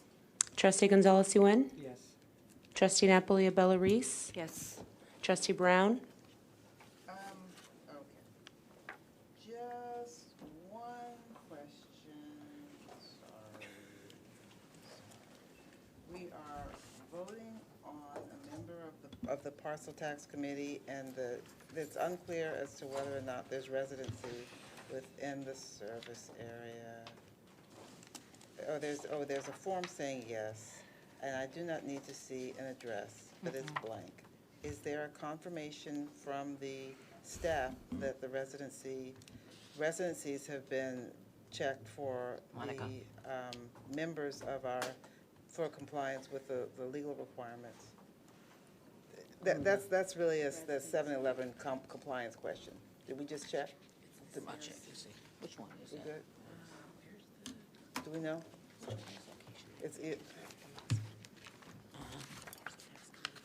Anybody? What's the remedy if we approve this and then the person isn't in the district? So ask me that Okay, question. Have the so residencies been these checked? committees the committees have certain requirements, not all, Yes. and the requirements are, some of them are based on status in terms of student or, you know, So blah, blah, blah. residencies. And then there's also residency within the district. And this doesn't identify the person as a student. So the question is, did anyone check regarding meeting the qualifications for the committee? Mr. Johnson, can you speak to that? My understanding is the candidate lives in Oakland but commutes to Sacramento. So I appreciate that, but I mean, the question was, maybe I should ask it a different way. What's the process? Did we verify? We did not do any checking on the application. Oh, okay. So we should. We're done. So.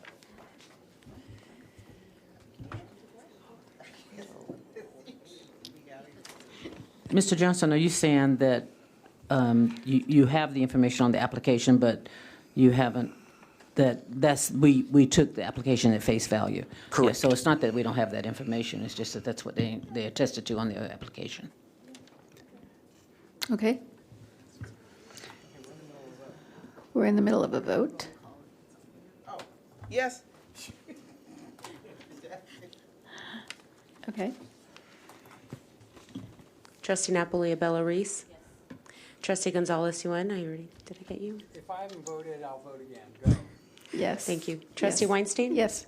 Thank you. Motion carries. Okay. I think we're done with action items, so now we're on to trustee reports. Trustee Withrow? Pass. Trustee Handy? No. Trustee Brown? I'm just going to say really quickly, we of course had our conference in Riverside. We had our trustees, our Restoring Our Communities gave a really great presentation. I missed most of it. Well, actually missed most of it because I was at another caucus meeting. The CCLC now has an LGBT caucus, and so I was trying to make sure I went to as many caucus meetings as I could when I wasn't presenting. But the importance of that is that we formed a joint caucus a few years ago of the Veterans Caucus, API Caucus, the African American Caucus, the Hispanic Caucus, and now we have one more caucus, the LGBTQ Caucus. And our joint caucus gave a presentation on equity. And I think it's important, especially in light of what we're facing now with our issues of gentrification and our issues of equity, that the collaboration that we can find at the statewide trustee level is really critical to student success and for us trying to learn how to be better stewards of these institutions that are meant to uplift our communities. And also there was the funeral of Tim White. I missed a few things. Friday was a busy day. It was our equity summit here, our basic needs summit. It was also the building trades luncheon, but there was also the funeral of a educator that was committed to making safe and facilities that are both safe and appropriate learning environments for our students.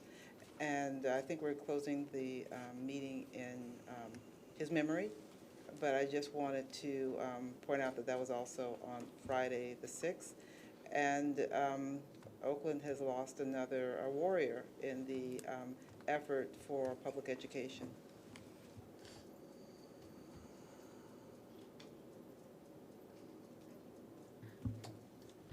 And just really quickly, at the CCLC conference, I had the wonderful experience, as did many of us, to hear Terrence, the Academic Senate Student Academic Senate President for Laney College. And I have to say there were 3 other panelists with him for the student panel, and he was amazing, performatively, communicatively, experientially. He really was, he just resonated with so many different people, and it was amazing the number of people that came up to him afterwards because he spoke in a way that really made people understand what our students go through and continue to go through. So I think that that was a wonderful experience to be able to hear him speak at the statewide level.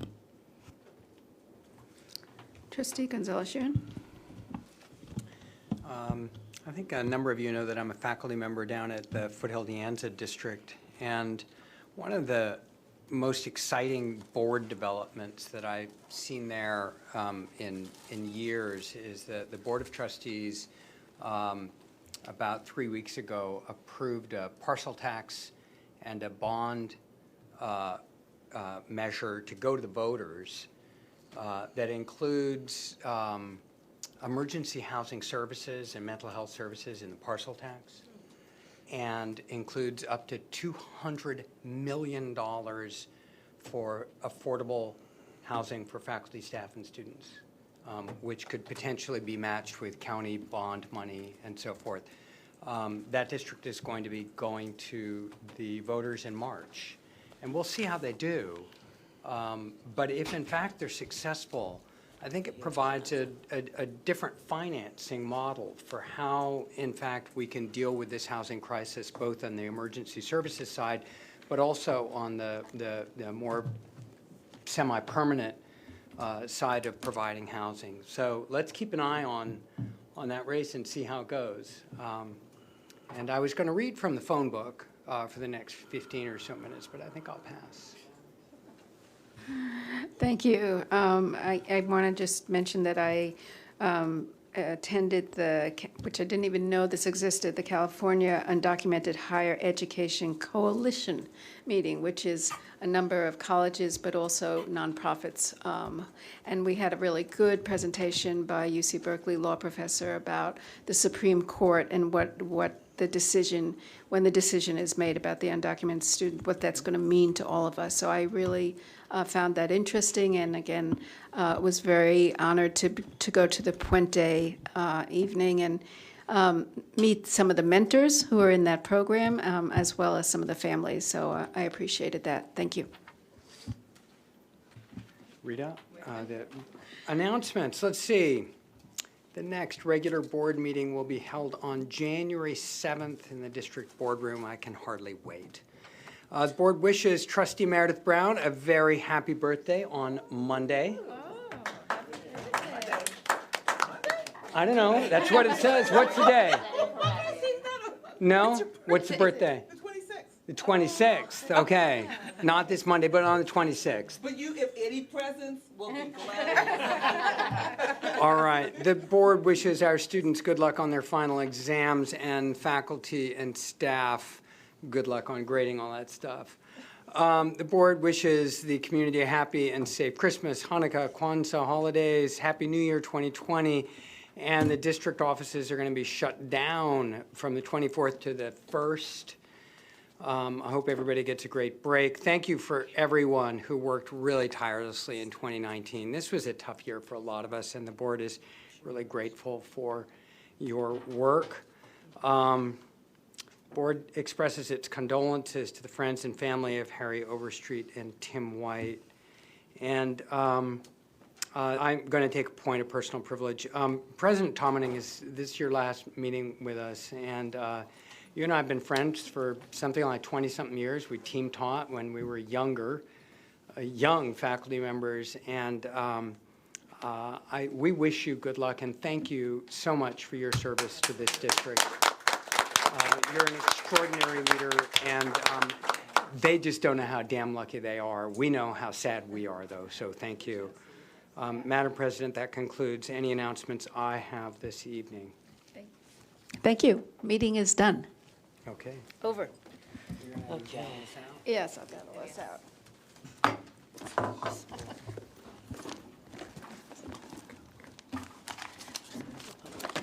Huh?